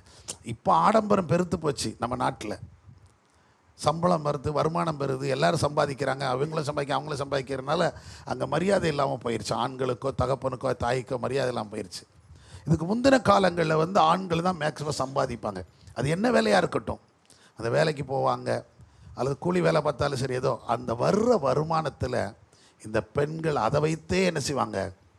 மெயின்டைன் பண்ணுவாங்கங்க. அடுத்த மாதம் வர்ற வரைக்கும் இந்த சம்பளத்தில் தான் நம்ம வாழணும்னு சொன்னால் அந்த சம்பளத்துக்குள்ளே தனக்கு வீட்டுக்கு தேவையானதை நினைச்சிட்டே இருப்பாங்க. சரி, இப்போ நம்ம போனால் எதை வேணாலும் எடுக்கிறோம். இப்போ நம்ம பார்த்தீங்கன்னா நீங்கள் வாருங்களேன், இன்றைக்கி 1ஆம் தேதி ஆகிப்போச்சுல்ல, கொஞ்சம் அப்படி போங்க கடை பக்கம், சாயந்தரம் ஒரு 4-5 மணிக்கு போய் பாருங்கள் எந்த கூட்டம் இருக்குன்னு. ஹோட்டல்லாம் கோயில்பேட்டில் தான் சொல்லுதேன், நீங்கள் அமெரிக்கா ஆஸ்திரேலியாலாம் போக வேண்டாம். கோயில்பேட்டில் ஞாயிற்றுக்கிழமை சாயந்தரம் 6 மணிக்கு மேலே எல்லா ஹோட்டல்லையும் யார் குமிஞ்சு கிடக்கான்னு பாருங்கள். எல்லாம் சேலை கட்டின மாந்தர் தான், எல்லாம் சுடிதார் மாந்தர், வீட்டில் சமைக்கிறதே கிடையாது. உண்மைங்க, எந்த கடைக்குள்ளேயும் முனைய முடியாது. கூட்டம் முழுவதும் யாராக தான் இருக்காங்க, இவங்க தான் இருக்காங்க. ஏன்னா இவங்களுக்கு அது என்ன ஒரு கலாச்சாரம் ஆகிப்போச்சு. ஞாயிற்றுக்கிழமை சாயந்தரம்னு எனக்கு ஞாயிற்றுக்கிழமை சமையலே கிடையாது. அப்படி ஜாலியாக என்ன செய்ய வேண்டியது, போக வேண்டியது, ஹோட்டலில் சாப்பிட வேண்டியது, அங்கே சுற்றி இங்கே சுற்றி சாப்பிட வேண்டியது. இதுக்கு முன்னாடி உள்ள தாய்மார்கள் சகோதரிமார்கள் அப்படி நினச்சதில்லை. என்ன வருமானம் அதுக்குள்ளே வீட்டில் என்ன செய்வாங்க, செய்வாங்க, வீட்டுக்குள்ளேயே செய்வாங்க. கொஞ்சம் கொஞ்சமாக அதை சேர்த்து வச்சு அதுலேயும் கொஞ்சம் சிறுவாடு சேர்ப்பாங்க பாருங்கள். அதுலேயும் என்ன செய்கிறது, கொஞ்சம் அந்த டப்பாக்களில் கடுகு டப்பாக்களையும் அப்புறம் மிளகு டப்பாக்களையும் சீரக டப்பாக்களையும் மல்லி டப்பாக்குள்ளேயும் என்ன கிடக்கும், காசு கட்டு நீங்கள்லாம் தேடி எங்கெல்லாம் பீரோவெல்லாம் போய் துடைக்க வேண்டாம். இந்த கடுகு டப்பாவை திறந்து பார்த்தீங்கன்னா அதில் 10 ரூபா கிடைக்கும். அப்புறம் சீரக டப்பா திறந்து அதில் ஒரு 20 ரூபா கிடைக்கும். இப்படியே ஒவ்வொரு டப்பாலையும் என்ன போட்டு வச்சுருப்பாங்க, காசுகளை போட்டு போட்டு போட்டு போட்டு சேர்த்து அதில் மிச்சம் எடுத்து அதையும் ஒரு நாள் எடுத்து தன் பிள்ளைகளுக்காக செலவழிப்பாங்க. அதனால தான் சொல்லப்பட்டிருக்கு, புத்தியுள்ள ஸ்திரீ தன் வீட்டை கட்டுகிறாள். சத்தமோர் இல்லை சொல்லுங்கள். அப்படி சேர்த்து சிறுக சேர்த்து தன் குடும்பத்தை கட்டுகிறவளாக இருக்கிறார்கள் என்று சொல்லப்பட்டிருக்கிறது. அதனால் வேத ஞானம் உள்ள வேகத்தினால் அது நிலைநிற்கப்படும். அறிவினாலே அருமையும் இனிமையான பொருட்கள் வீடுகளில் சேருங்க. சத்தமோர் இல்லை சொல்லுங்கள். உங்கள் வீடு எம்டியாக இருக்குன்னு யோசிக்க வேண்டியதில்லை. உங்கள் வீடு முழுவதும் பொருட்களாக சேரணும்னா நீங்கள் வசந்தவன் கோக்கு வாங்க, நீங்கள் சத்யா ஏஜென்சி வாங்க, நாங்கள் லோன் தரோம்.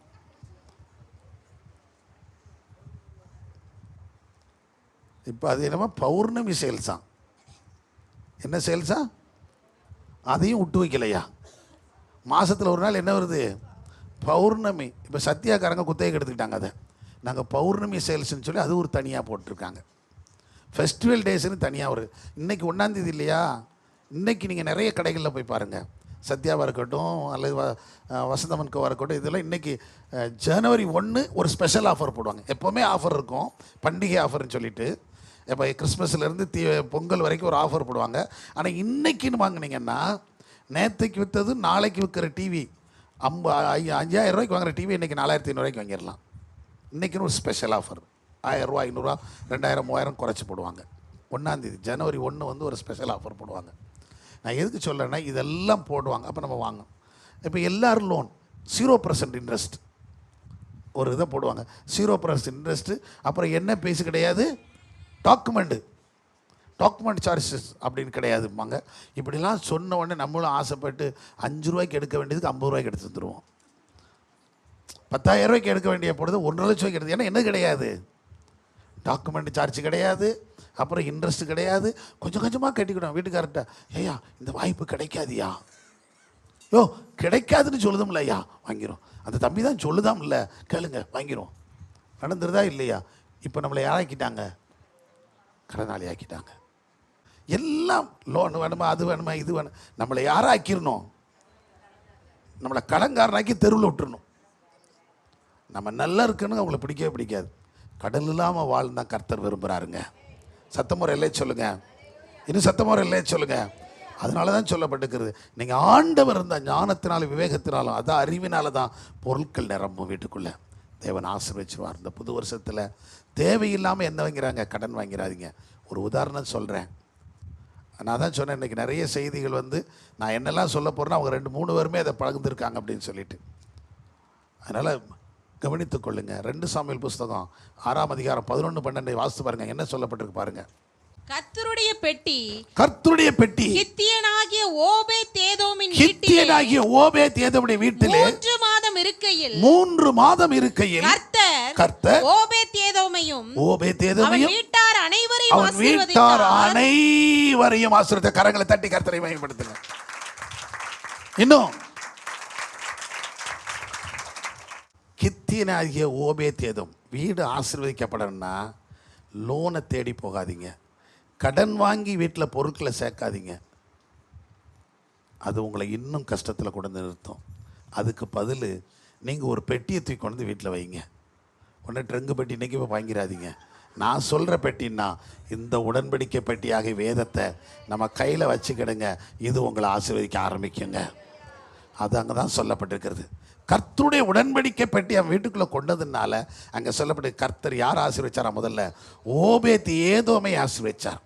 ரெண்டாவது அவர் வீட்டார் அனைவரையும் ஆசீர்வதிச்சார். மூன்றாவது அவன் வீட்டை ஆசீர்வதிச்சார். நான்காவது அவன் வீட்டில் உண்டான எல்லாவற்றையும் ஆசீர்வதிச்சார். உற்சாகமாய் பக்கத்தில் சொல்லுங்க, இந்த உடன்படிக்கை பெட்டியை நீங்கள் கையில் வச்சுக்கிடுங்க. நீங்கள் நினைக்கிற மாதிரி நான் சொல்லலை, இதுதான் எல்லாரும் தான் கையில் வச்சுருக்கோமே. இந்த வசனத்தின்படி வாழ உங்களை ஒப்பு கொடுங்க. இந்த உடன்படிக்கை பெட்டியில் இருக்கிறபடி வாழ்வதற்கு உங்களை அர்ப்பணிச்சிட்டிங்கன்னா, நல்ல கவனிங்களா, இந்த பரிசுத்த வேதம் என்ன சொல்லு? இதான் உடன்படிக்கை பெட்டி. இந்த உடன்படிக்கை பெட்டி நடப்பதற்கு உங்கள் குடும்பத்தை நீங்கள் பக்குவப்படுத்திட்டீங்கன்னா நீங்கள் ஆசீர்வதிக்கப்படுவீங்க. முதல்ல யார் இதை பயன்படுத்துகிறாங்களோ நீங்கள் ஆசீர்வதிக்கப்படுவீங்க. உங்கள் நிமித்தம் உங்கள் வீட்டார் ஆசீர்வதிக்கப்படுவாங்க. அப்புறம் உங்கள் வீடு ஆசீர்வதிக்கப்படும். அது மாத்திரம் இல்லை, உங்கள் வீட்டு சம்பந்தமான அத்தனை ஆடு மாடு மிருக ஜீவன்கள் பறவைகள் மிருகங்கள் எல்லாம் மரம் செடி கொடி எல்லாம் ஆசீர்வதிக்கப்பட்டுரும். கரங்களை தட்டி கர்த்தரை மகிமைப்படுத்திருங்க. சத்தமா? இன்னும் சத்தமா இல்லை சொல்லுங்கப்பா. பக்கத்தில் சொல்லுங்க, எல்லாம் ஆசீர்வதிக்கப்படும். எதுல தான்? வசனத்தினால மட்டும்தான். அல்லேலூயா. நம்மளை வாழ வைப்பது அதுதான், வசனம்தான். உம்முடைய வார்த்தையினால் ஆகாதது ஏதுமில்லையா. அப்படிதான் ஒரு பாடல் எழுதியிருக்கிறோம். நம்ம எப்படி பாடலாமா? உங்க வார்த்தையினால் ஆகாதது ஏதும் இல்லையா, உங்க வல்லமையாலே கூடாதது ஒன்றும் இல்லையா. உங்க வார்த்தையினால் ஆகாதது ஏதும் இல்லையா, உங்க வல்லமையாலே கூடாதது ஒன்றும் இல்லையா. நாங்கள் வாழ்வதும் வளமாயிருப்பதும் உங்க வார்த்தையாலதான், இந்த வசனத்தாலதான். நாங்க வாழ்வதும் வளமாயிருப்பதும் உங்க வார்த்தையாலதான், உங்க வசனத்தாலதான். கை செய்யும் வேலையெல்லாம் ஆசீர்வதிப்பார், கரங்களின் பிரயாசத்தை ஆசீர்வதிப்பீர். கை செய்யும் வேலையெல்லாம் ஆசீர்வதிப்பீர், கரங்களின் பிரயாசத்தை ஆசீர்வதிப்பீர். வீடு நிலம் தோட்ட துறவை ஆசீர்வதிப்பீர், வேண்டியதெல்லாம் நிறைவாய் தந்து ஆசீர்வதிப்பீர். வீடு நிலம் தோட்ட துறவை ஆசீர்வதிப்பீர், வேண்டியதெல்லாம் நிறைவாய் தந்து ஆசீர்வதிப்பீர். நாங்க வாழ்வதும் பலமாயிருப்பதும் உங்க வார்த்தையாலதான், உங்க வசனத்தால். நாங்க வாழ்வதும் பலமாயிருப்பதும் உங்க வார்த்தையாலதான், உங்க வசனத்தாலதான். வாழ்வதும் பலமாயிருப்பதும் உங்க வார்த்தையாலதான், உங்க வசனத்தாலதான். கரங்களை தட்டிடுவோமே. இது 2 வருஷத்துக்கு முன்னாடி எழுதுனது இல்லையா? 3 வருஷத்துக்கு முன்னாடி எழுதின பாடல், நம்முடைய சபையின் பாடல். அதெல்லாம் இல்லைங்க, இப்படி எத்தனையோ பாடல் கொடுத்து. இப்போ நான் இவங்க பாடும்போதெல்லாம் நான் பின்னாடி உட்காந்துருப்பேன். இப்படி பாடும்போது இது நம்ம எழுதின பாட்டு தானா அப்படின்னு எனக்கு அப்போ தான். ஏன்னா நம்ம பாட்டுக்கு எழுதி தள்ளிக்கிட்டே இருக்கிறோம். யாரோ எழுதியிருப்பாங்க. அப்புறம் ஒரு கவி போன அப்புறம் இது நான் எழுதின பாடல் தான் வருதா அப்படின்னு அதுக்கப்புறம் தான் எனக்கே யோசனை வரும். ஏன்னா அவ்வளோ தூரத்துக்கு பாடிக்கிட்டு நம்ம பாட்டு இப்போ கூட இந்த இதுக்கு எழுதியிருக்கிறேன். இந்த புத்தாண்டுக்கு ஒரு பாடல் எழுதியிருக்கேன், நான் கம்ப்ளீட் ஆகாமல் இருக்குது. அதனால் அதை அப்படி வச்சுருக்கிறேன். இல்லை கிறிஸ்மஸ்க்கு எழுதியாச்சு. ஒவ்வொரு தடவை வாரத்தில் 2 நாள் 3 நாள் வரையும் எழுதிக்கிட்டே இருப்போம். தேவனை பாடத்தானே நான் பாட்டு எழுதி போட்டு தள்ளிக்கிட்டே இருப்போம். சத்தமுறையிலே சொல்லுங்கள். அவர் நம்ம வீடு நீளம் ஆஸ்தி எல்லாத்தையும் என்ன செய்வார்? ஆசீர்வதிப்பார். எதனால மட்டும்தான்? இந்த வார்த்தையினால் மட்டும்தான். இதை மட்டும் நீங்கள் பிடிச்சிக்கிடுங்க. இந்த வருஷத்தில் எல்லா குடும்பங்களும் கர்த்தரால் ஆசீர்வதிக்கப்பட்டுரும். சரி, 3வது காரியம் வேதம் சொல்லுகிறது. ஆண்டவர் என்ன செய்கிறார்? அவர் செய்ய வல்லவர். அவர் செய்ய நினைத்தது என்ன செய்யாது? தடைபட. என்ன அப்படின்னு சொல்லி நீங்கள் வாசித்து பார்த்தீங்கன்னா அவர் என்ன செய்ய நினைச்சாரு, அவர் வல்லமையினால் என்ன நடந்தது? ஆதியாகமம் புஸ்தகம் 17ஆம் அதிகாரம் 1 to 8 வரைக்கும் வாசிங்க. ஆபிரகாம் 99 வயதான போது ஆபிரகாம் 99 வயதான போது கர்த்தர் ஆபிரகாமுக்கு தரிசனமாகி நான் சர்வ வல்லமையுள்ள தேவன் நீ எனக்கு முன்பாக நடந்து கொண்டு உத்தமனாயிரு. நீ எனக்கு முன்பாக நடந்து கொண்டு. ஐயா இங்க கவனிங்க. இப்ப நாங்க சொன்ன நீங்க வருத்தப்படுறீங்க. இவர் என்னையா ஒரு பாட்டுக்கு எப்ப பார்த்தாலும் இதே தான் சொல்லிட்டு இருக்காரு. அவரு அந்த சர்வ வல்லமையுள்ள தேவன் ஆபிரகாம் எத்தனை வயசுல 99 வயசுல சொல்றாரு, நீ எனக்கு முன்னாடி நீ எப்படி இருக்கணும், உத்தமனா இருக்கிற.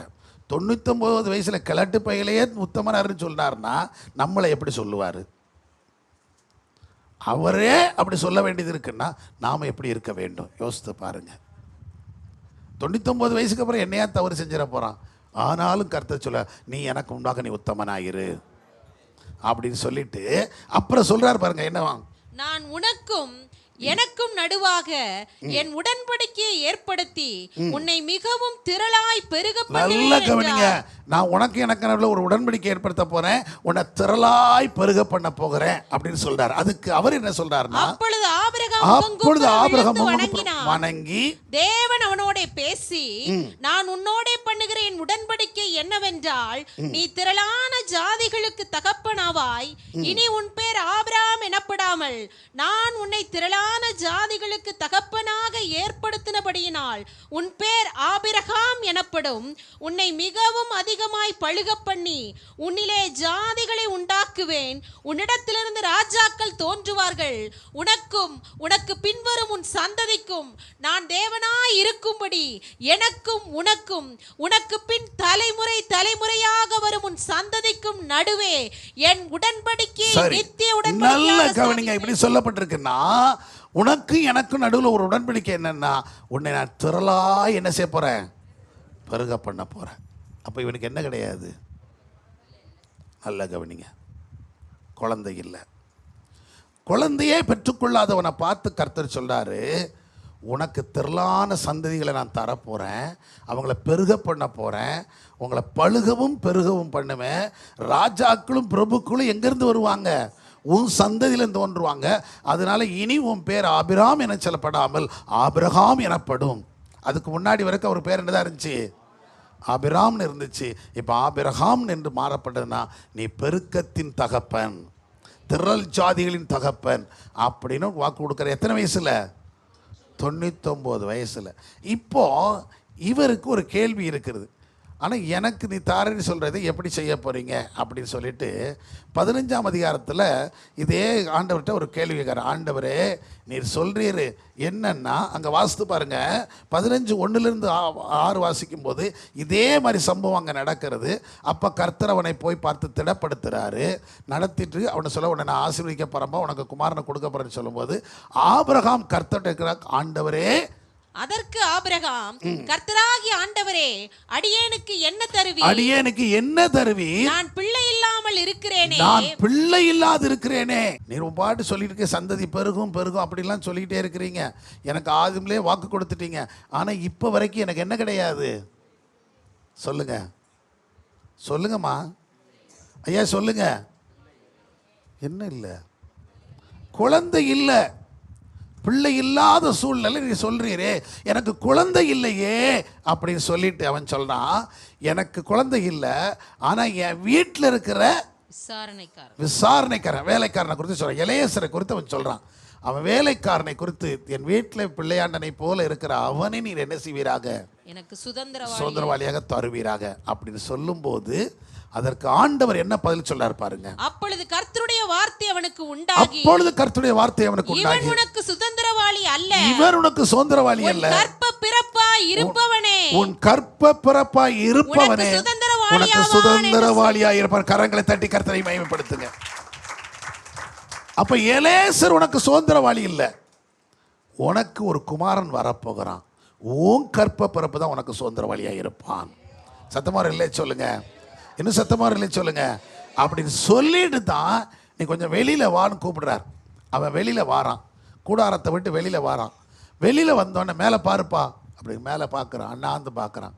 இதெல்லாம் என்னது? நட்சத்திரம். என்னடா ஒன்று நான் எங்கே என்ன அப்படிங்கிறான். எண்ணிப்பார், நட்சத்திரங்களை எண்ண கூடுமானால் நீ எண்ண முடியாதுல்ல. இதே போல உன் சந்ததி திரளா இருக்கும்னு கர்த்தர் சொன்னார், தெளிவா சொன்னார். உன் கர்ப்ப பிறப்பு, திருமணம் ஆயிற்று, குழந்தை இல்லை, அது இல்லை, இதெல்லாம் யோசிக்காதீங்க. கர்த்தர் ஆசீர்வதிக்கிறவர். அவர் கொடுத்த யாராலும் என்ன செய்ய முடியாது. அவர் தான் வாக்கு பண்ணுகிறார். தேவரீர் சகலத்தை செய்ய வல்லவர். நீ செய்ய நினைத்தது இன்னைக்கு எழுதிக்கிடுங்க. உங்கள் பிள்ளைகளுக்கு திருமணம் ஆயிடுச்சா, மகனுக்கோ மகளுக்கோ திருமணம் ஆயிடுச்சா, குழந்தைகளை வருத்தப்படாதீங்க. அவர் சகலத்தை செய்ய வல்லவர். அவர் செய்ய நினைச்சா யாரும் என்ன செய்ய முடியாது, தடை பண்ண முடியாது. கர்ப்ப கனிகளை கர்த்தர் திறந்து கொடுப்பார். தேவன் ஆசீர்வதிப்பார். நமக்குள்ளே என்ன மட்டும் இருக்கக்கூடாதுன்னா அவிசுவாசம் மட்டும் இருக்கக்கூடாது. அவ்வளோதான். இவன் இப்படி யோசித்தான். சார், தன் வீட்டில் இருக்கிற வேலைக்காரன், எல்லா விசாரணைக்கு தலைவனாக இருக்கிற எலேசர் நம்ம வீட்டில் இருக்கான்ல, அவனை நம்ம பிள்ளையாக வளர்த்துக்கிடுவோம். அது சொன்னார், ஓகே தான்பா, அவன் உனக்கு குமாரன மாதிரியே இருக்கட்டும். ஆனால் சுதந்திரவாளிங்கிறது யார்கிட்ட தான் வரணும், சாரால் வழியாய்த்தான் வர வேண்டும். சத்தமா? தேவ திட்டம் அதான் அவர் சித்தம் பண்ணினார். அதான் சொல்ல, அவர் செய்ய நினைத்தார், அதை செய்து முடித்தார். அவர் செய்ய நினைத்தது என்ன செய்யாது, தடைபட. ஆபிரகாமுக்கு இப்படி செய்ய நினைச்ச போது ஆபிரகாமே சொல்றான். இன்னொரு இடத்துல சொல்லும் போது இஸ்மவேல் உமக்கு முன்பாக என்ன செய்வானாங்க, பிழைப்பானாங்க. அப்போ ஆண்டவர் நழுவிட்டு போயிருக்கலாம். ஆக அவனே ஒத்துக்கிறான். இஸ்மவேல் ஒருத்தர் இருக்கான், இங்கே யார் இருக்கா, எலேசர் இருக்கான். அப்புறம் எப்பா உனக்கு ஒன்றுக்கு 2 பிள்ளைகள் இருக்காங்கப்பா, நீ சந்தோஷமாக இருந்துக்கப்பா அப்படின்னு ஆண்டவர் சொல்லியிருக்கலாம். அது அவர் அப்படி சொல்ல விரும்பலை. அந்த 2 பேர் இல்லைடா, சாரால் மூலமாய் உனக்கு ஒரு குழந்தை பிறக்கணும். அவன் தான் சுதந்திரவாளி. அதாவது எப்போ எதை தீர்மானிக்காரோ அந்த தீர்மானத்தை யாராலும் தடுத்து நிறுத்த முடியாது. நம்மளே விரும்பலைனாலும் கர்த்தர் தந்துருவாருங்க. எத்தனை பேர் விசுவாசிக்கிறீங்க? புரியுதுங்களா? ஏன்னா இவனுக்கே நம்பிக்கை இழந்து போயிருச்சு. வயசாயிடுச்சுல, 99 வயசு ஆயிடுச்சு. அவன் மனைவிக்கு எத்தனை வயசு ஆயிடுச்சு, 80 வயசு ஆயிடுச்சு, 90 வயசு ஆயிடுச்சு. இவனுக்கு 99, அவளுக்கு 89 வயசு. அதனால் ஸ்திரீகளுக்கான வழிபாடுகள்லாம் நின்று போயிடுச்சு. நம்பிக்கை கிடையாது இன்னும் குழந்தை பிறக்குங்கிறது. கர்ப்பம் செத்து போயிட்டுன்னு சொல்லப்பட்டிருக்கிறது. அவை அப்படிப்பட்ட நிலைமையிலையும் ஆண்டவர் வாக்கு பண்ணினார், அந்த சாரால் மூலமாக தான் உனக்கு ஒரு குழந்தை பிறக்கும் அப்படின்னு சொல்லிட்டு. சத்தமாக இல்லை சொல்லுங்க. ஐயா, சூழ்நிலையை பார்க்காதீங்க, வயதையோ சூழ்நிலையோ சந்தர்ப்பத்தையோ நீங்கள் பார்க்காதீங்க, தேவனை மட்டும் பாருங்க.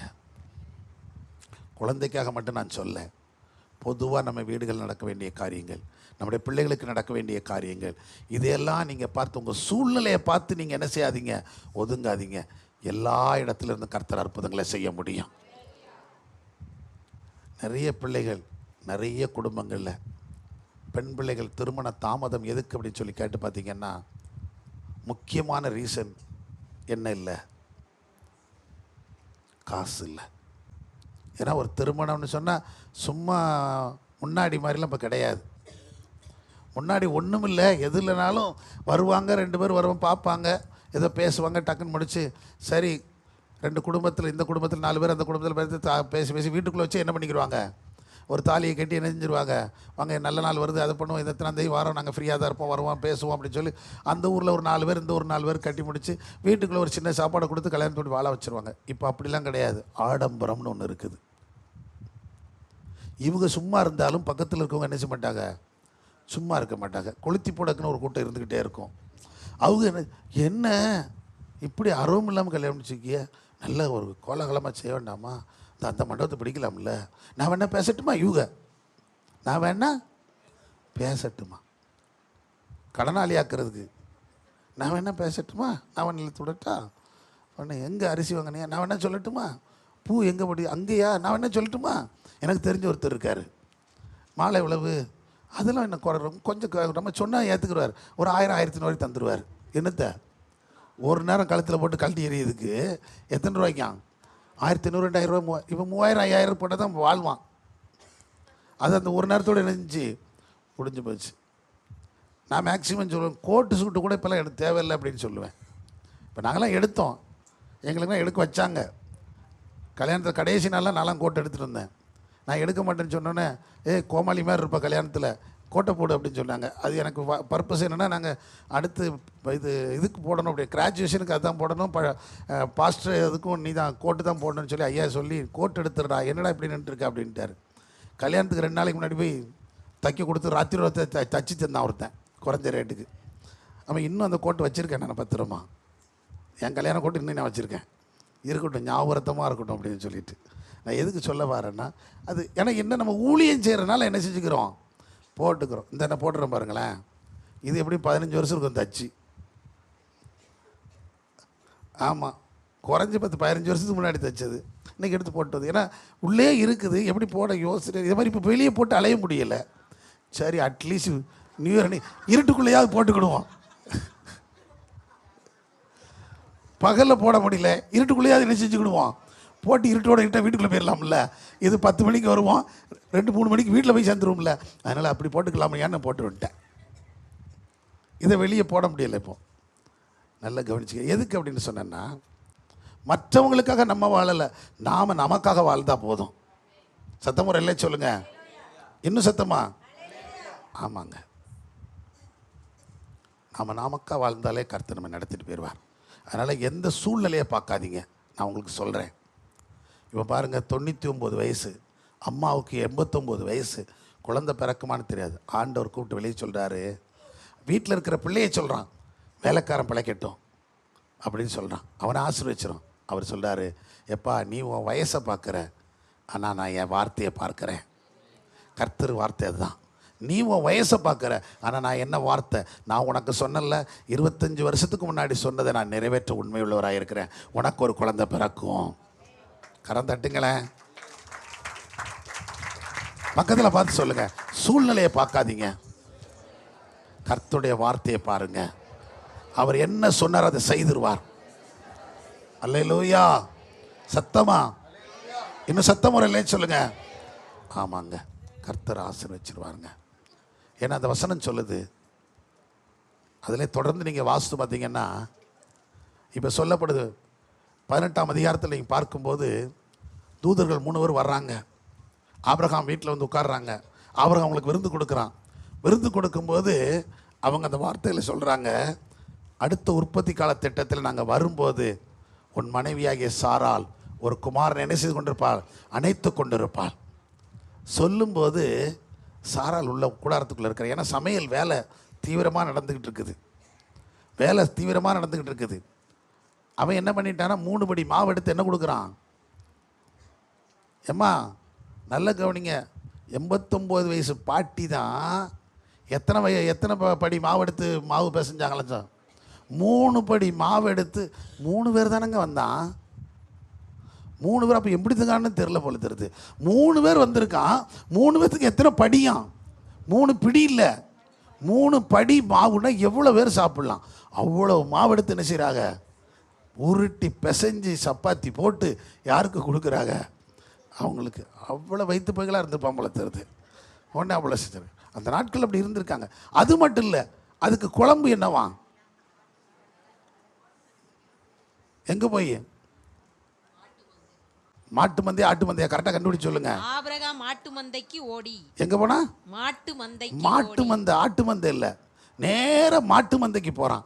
போய் இளங்கன்று என்ன செய்யறான், தூக்கிட்டு வந்து உரிச்சு அதையும் யார்கிட்ட கொடுத்தாச்சு, வேலைக்காரன் கையில் கொடுத்தப்பா, உரிப்பா எல்லாம் வெட்டுப்பா கொடுப்பா. இந்த அம்மையார் இவ்வளோத்தையும் சமைக்க வேண்டியது இருந்துச்சு. எந்த நேரத்தில் நம்ம ஆட்கள், ஏமா நல்லா கவனிங்க, நம்ம ஆட்கள் வந்து பார்த்திங்கன்னா காலையில் சமையல் நடந்தால் அடுத்தடுத்து என்னதே வர்றது கிடையாது, கிச்சனே நமக்கு வேண்டாம் ஐயா அப்படி. சில வீட்டில் சமைச்சதுக்கான அடையாளமே இல்லாமல் இருக்கும். தொடச்சி கிடச்சி கிளீராக வச்சுருவாங்க. அந்த சாப்பாடு இருக்கிற பாத்திரம் ஒன்று, அந்த குழம்பு இருக்கிற பாத்திரம் ஒன்று, ஒரு கூட்டோ ரசமோ என்ன அடிஷனலாக இருந்தால் அது இந்த 3 பாத்திரத்தோட ஒரு ஒன்றும் இருக்காது, எல்லாம் கிளீர் பண்ணிடுவாங்க. மத்தியானம் திடீர்னு எவனாவது வந்தான்னா வீட்டுக்கார கடையில் வாங்கி கொடுத்து அனுப்ப சொல்லி போயா யாவும் செஞ்சுட்டு கிடப்பாங்க. ஆனால் இவன் எத்தனை மத்தியானம் உஷ்ணமான வேலைன்னு தான் இருக்குது. அந்த மத்தியான நேரத்தில் வரும்போது கூட அந்த பாட்டியம்மா என்ன செய்கிறாங்க, சமைக்கிறாங்கங்க. வீட்டுக்காரன் சொல்லிட்டான். அதனால தான் வேதம் தெளிவாக சொல்லுது, பேதுருவில் சொல்லப்படுது, ஆபிரகாம் சாரால் ஆபிரகாமை என் ஆண்டவனேன்னு சொல்லி நெஞ்சாலாம். ஆமாம், கீழ்ப்படிஞ்சான். ஆண்டவனே அப்படின்னு கூப்பிட்டுட்டு இருந்தாலாம். அந்த அளவுக்கு சொல்கிறதெல்லாம் கீழ்ப்படிஞ்சுக்கான்னு செய்கிறாங்க. எத்தனை வயசில்? 89 வயசில் ஒரு கண்ணுக்குட்டியவே அடித்து குழம்பாக்குறாங்க. 3 படி மாவு எடுத்து சப்பாத்தி செய்கிறாங்க. எல்லாம் கொடுக்குறேன். இந்த நேரத்தில் இவங்க சொல்கிறான், அடுத்த வருஷம் நாங்கள் இதே டைமில் உங்கள் வீட்டுக்கு வருவோம். அப்போ உன் மனைவி என்ன படிச்சுட்டு இருப்பா? ஒரு இவன் உள்ளேருந்து சிரிக்கிறான். நான் எனக்கு என்ன ஆகி போச்சு? வயசாகி போச்சு, ஸ்திரீகளுக்கான வழிபாடு போயிடுச்சு, எனக்கு இத்தனை வருஷம் ஆகி போச்சு, இப்போ போல் இவனுக்கு சொல்லிட்டு கிடக்கானுவலே அப்படின்னு சொல்லிட்டு. ஆனால் அப்போ தான் ஒரு வார்த்தை சொல்கிறார். அந்த தூதன் சொல்கிறாங்க, கர்த்தர் சொல்கிறாரு, கர்த்தர் ஆபிரகாமை பார்த்து சொல்கிறார், கர்த்தரால் ஆகாத காரியம் ஒன்று உண்டோ? கரங்களை தட்டி பக்கத்தில் சொல்லுங்க, கர்த்தரால் கூடாத காரியம் ஒன்றுமில்லை. இந்த வருஷத்தில் நீங்கள் எப்பவும் இந்த வசனங்கள்லாம் மனசில் வச்சுக்கணும். சூழ்நிலையை பார்த்து நீங்கள் பயப்படாதீங்க. நான் தைரியமாக இந்த இடத்துல சொல்கிறேன். உங்கள் குடும்ப சூழ்நிலை, நீங்கள் வாழ்கிற சூழ்நிலை, இதையெல்லாம் பார்த்து நீங்கள் யோசிக்காதீங்க. தைரியமாக இருங்க. கர்த்தர் உங்களுக்கு புது வாசலை திறந்து தந்துக்கிட்டே இருப்பார். அவரால் கூடாத காரியம் ஒன்றுமில்லை. வருமானத்தை பார்க்காதீங்க. இந்த வருமானத்தை வச்சுட்டு நான் என்ன பண்ணிட போகிறேன்? இந்த வருமானத்தை வச்சு இந்த பிள்ளைக்கு நான் என்ன செஞ்சிட முடியும்? இந்த வருமானத்தை வச்சு இந்த பிள்ளைகளை நான் எப்படி படிக்க வச்சிட முடியும்? அப்படிலாம் யோசிக்காதீங்க. தேவன் அதிசயம் செய்வார். அல்லேலூயா. இந்த 2 பேர் உட்கார்ந்துருக்குறாங்க.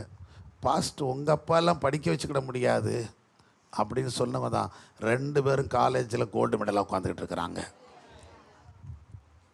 உங்கள் அப்பாவளெல்லாம் படிக்க வைக்க முடியாதுன்னு அவங்ககிட்டே சொன்னது. அவன் 12th முடிக்கும்போது, எங்கள் சட்டியில் இருந்தால் சாப்பிட போகிறோம், பானையில் இல்லைன்னா நம்ம என்ன பண்ண போகிறோம்? பட்னியாக கிடந்து சும்மா குப்புற அடித்து படுக்க, தண்ணியை குடிச்சிட்டு படுத்துக்கிட போகிறோம். இந்த பழக்கத்தில் அதே மாதிரி தான் ஊழியமும். சத்தமாக இல்லையே சொல்லுங்கள். முடிந்த அளவுக்கு ஓடிக்கிட்டே இருப்போம். கர்த்தர் பார்த்துக்கிடுவார். நான் வேதம் சொல்லுங்கள், நல்ல கவனிங்க. எந்த விதத்துலையும் நம்ம குறைவாக இருக்க மாட்டோம். கர்த்தர் நடத்திடுவார். ஆமேன். எத்தனை பேர் விசுவாசிக்கிறீங்க? ஆமாவா இல்லையா? கர்த்தரால் கூடாத காரியம் ஒன்றுமில்லை. கர்த்தர் பெரியவராக இருக்கிறார். இன்னொரு வசனத்தை கூட வாசிச்சிருவோம். செய்தி வரட்டும், என்ன அது வரைக்கும் வாசிச்சிருவோம். ஆதியாகமம் புஸ்தகம் 6ஆம் அதிகாரம் 6ஆம் வசனத்திலிருந்து 9ஆம் வசனம். தாம் பூமியிலே மனுஷனை உண்டாக்கினதற்காக கர்த்தர் மனஸ்தாபப்பட்டார். அது அவர் இருதயத்திற்கு விசனமாயிருந்தது. அப்பொழுது கர்த்தர், நான் சிருஷ்டித்த மனுஷனை பூமியின் மேல் வைக்காமல் மனுஷன் முதற்கொண்டு மிருகங்கள், ஊரும் பிராணிகள், ஆகாயத்து பறவைகள் பரியந்தமும் உண்டாயிருக்கிறவைகளை நிக்கிரகம் பண்ணுவேன். நான் அவர்களை உண்டாக்கினது எனக்கு மனஸ்தாபமாய் இருக்கிறது என்றார். நோவாவுக்கோ கர்த்தருடைய கண்களில் கிருபை கிடைத்தது. அல்லேலூயா. சத்தமுறையிலே சொல்லுங்க. அடுத்து அவர் செய்ய நினைத்தது என்ன அப்படின்னு சொன்னா, இந்த பூமியின் மனுஷனையும் பறவைகள் மிருகங்கள் எல்லாத்தையும் நான் படைச்சது எனக்கு எப்படி இருக்குது? விசனம். அதனால் நான் அதை என்ன செய்ய போகிறேன்? அழித்து நிக்கிரகம் பண்ண போகிறேன். அதற்கு பதில் இன்னொரு சந்ததியை நான் உருவாக்க போகிறேன் அப்படின்னு சொல்லி அவர் தனக்கு திட்டமாக சித்தமாக ஒருவனை தெரிந்து கொண்டது யாரைத்தான்? நோவா. ஏன்னா அதுக்கு அடுத்த வசனம் சொல்லுகிறது, அன்னைக்கு வாழ்ந்த ஜனங்களுக்குள்ளே நீதிமானாக இருந்த ஒரே மனுஷன் யார் தான்? நீதிமானும் உத்தமனுமாக இருந்தவன் நோவா மட்டும்தான். அப்போ யோசித்து பார்க்குறாரு, இவ்வளவு நாள் ஆதாம் காலத்திலிருந்து உருவாக்கப்பட்ட அத்தனை சந்ததிகள் இன்னைக்கு பாழாய் போய்கிட்டு இருக்குது. ஸோ இவங்களை இதோடு முடிச்சிடணும், முடிச்சுட்டு இன்னொரு காரியத்தை செய்யணும் அவர் சிந்திக்கிறார். அதான் அவர் நினைத்த காரியம்னு சொல்கிறோம். அவர் நினைக்கிறாரு, அதை செய்யறதுக்கு ஒரு ஆளை தேடிக்கிட்டு இருக்கிறாரு. சரியான ஆள் வந்துட்டான், இப்போ அவன் கையில் கொடுத்துருவோன்னு சொல்லி அதை செய்து முடிக்கிறார். என்ன சொல்கிறார்? நீ பேழையை உண்டாக்கப்பா, நான் என்னத்தை பண்ண போகிறேன்? எல்லாத்தையும் அழிக்க போகிறேன், ஒட்டு மொத்தத்தையும் அழிச்சிட போகிறேன். நீ பேழையை உண்டாக்குரு, நீயும் உன் பிள்ளைகள், உன் குமாரர்கள் 3 பேரும், அவருடைய மனைவிமார் 3 பேர், ஓ மனைவி, மொத்தம் எத்தனை பேர்? 8 பேர். நீங்கள் 8 பேர் மட்டும் பேழைக்குள்ளே வாங்க. அது போக நலமானவைகள், ஊரும் பிராணிகள்லேருந்து பறவைகள் மிருகங்கள் எல்லாத்துலேயும் என்னது நல்லவைகளாய் நலமானவைகள்லாம் எத்தனை ஜோடி? 7 ஜோடி. அது மாத்திரம் இல்லை, கெட்டவைகள் அசுத்தமானவைகள் எத்தனை? ஒவ்வொரு ஜோடி எல்லாத்தையும் கொண்டு வாங்க அப்படி சொன்னார். அப்போ பேழையை உண்டாக்கி, இப்போ அதை குறித்து பேசுகிறேன், லேட் ஆயிரும், நான் முடிச்சிடுறேன். அப்போ எல்லாம் பேழையை செய்ய சொல்கிறார். அந்த பேழையை கர்த்தர் சொன்னபடியே நோவா என்ன செய்தானா? செய்தார் என்று எழுதப்பட்டிருக்கு. செய்து முடித்த உடனே இப்போ எல்லாம் ஆட்டோமேட்டிக்காக, ஏன்னா நோவா வயது கடந்து போனவர் தான். அதனால் வயது கடந்து போன அந்த நோவா வந்து காட்டுக்குள்ளே போய் ஒன்று ஒட்டகம் வா, குருவி வா, கோழி வான்னு சொல்லி ஒன்று ஒன்றா கூட்டிட்டு தெரிய முடியாது. இவர் எல்லாத்தையும் பேழை செய்து முடித்தார். எல்லாம் ஆட்டோமேட்டிக்காக பேழைக்கு வந்து கொண்டே இருந்துச்சு. சத்தமுறை இல்லை சொல்லுங்கள். எல்லாம் வந்துச்சு. நாம் கர்த்தருக்குள்ளே இருக்க வேண்டிய காரியத்தை சரியாக செஞ்சோன்னா வர வேண்டியது தானாக வந்துடும். இதையும் நம்ம செய்தியில் கேட்டோம். முன்னாடி சொன்னாரா இல்லையா? எல்லாம் இனத்தை பொறுக்கணும். கற்களை புறக்குங்கும் போது எப்படி பேழைக்குள்ளே வந்து சேர்த்ததோ அதே போல் எல்லாத்தையும் கொண்டு வந்து சேர்க்கணும் தம்பி சொல்ல நம்ம கேட்டோம். அதே மாதிரி தான் எல்லாத்தையும் கொண்டு சொன்னார். எல்லாம் உள்ளே வந்துச்சு. வந்த உடனேயே தேவன் லாக் பண்ணிட்டார். ஏம்மா இப்போ எவ்வளவு தான் நம்ம சொன்னாலும் சில நேரத்தில் நம்மளை கேலியாக பார்ப்பாங்க. இவர் என்ன இதே தான் மறுபடியும் சொல்கிறாருன்ட்டு. ஒரு நாள் வரும், அந்த கர்த்தருடைய நாளில் அவர் அந்த எக்கால சத்தம் துணிக்கும் போது அவருக்கு சித்தமானவர்களை மட்டும்தான் மேலே எடுத்துக்கொள்வார். மீதியெல்லாம் என்ன செஞ்சிருவார்? விட்டுருவார். அப்புறம் அப்பாடி அம்மாடின்னு கூப்பிட்டாலும் கேட்காது. அன்னைக்கு கூப்பிட்டாங்க பார்த்தீங்களா? 10 கன்னிகைகள் இருந்தாங்க. அந்த 10ல் 5 பேர், 10 பேரும் கன்னிகைகள் தான். வெயிட் பண்ணவங்க, அந்த மணவாளனுக்கு வெயிட் பண்ணவங்க. ஆனால் அதில் 5 பேர் கையில் என்ன வச்சுருந்தாங்க? எண்ணெய் வச்சுருந்தாங்க. என்ன வச்சுருந்தாங்க? என்ன வச்சுருந்தாங்க? என்ன வச்சுருந்தாங்க? நானும் அதானே சொல்லுதேன். அட்டேங்க அப்பா, என்ன வச்சுருந்தாங்கன்னு கேட்டால் ஆயில் வச்சுருந்தாங்களாம். நான் என்ன வச்சுருந்தாங்கன்னு சொல்லுதேன். நல்ல கவனிங்க. அவங்க கையில் என்ன வச்சுருந்தாங்க? எண்ணெய் வச்சுருந்தாங்க. ஆனால் 5 பேர் கையில் என்ன இல்லை? எண்ணெய் இல்லை. என்ன இல்லை? எண்ணெய் இல்லை. என்ன சரி புரிஞ்சுக்காங்க. இப்படி ஒரு குழப்பம் இருக்குது.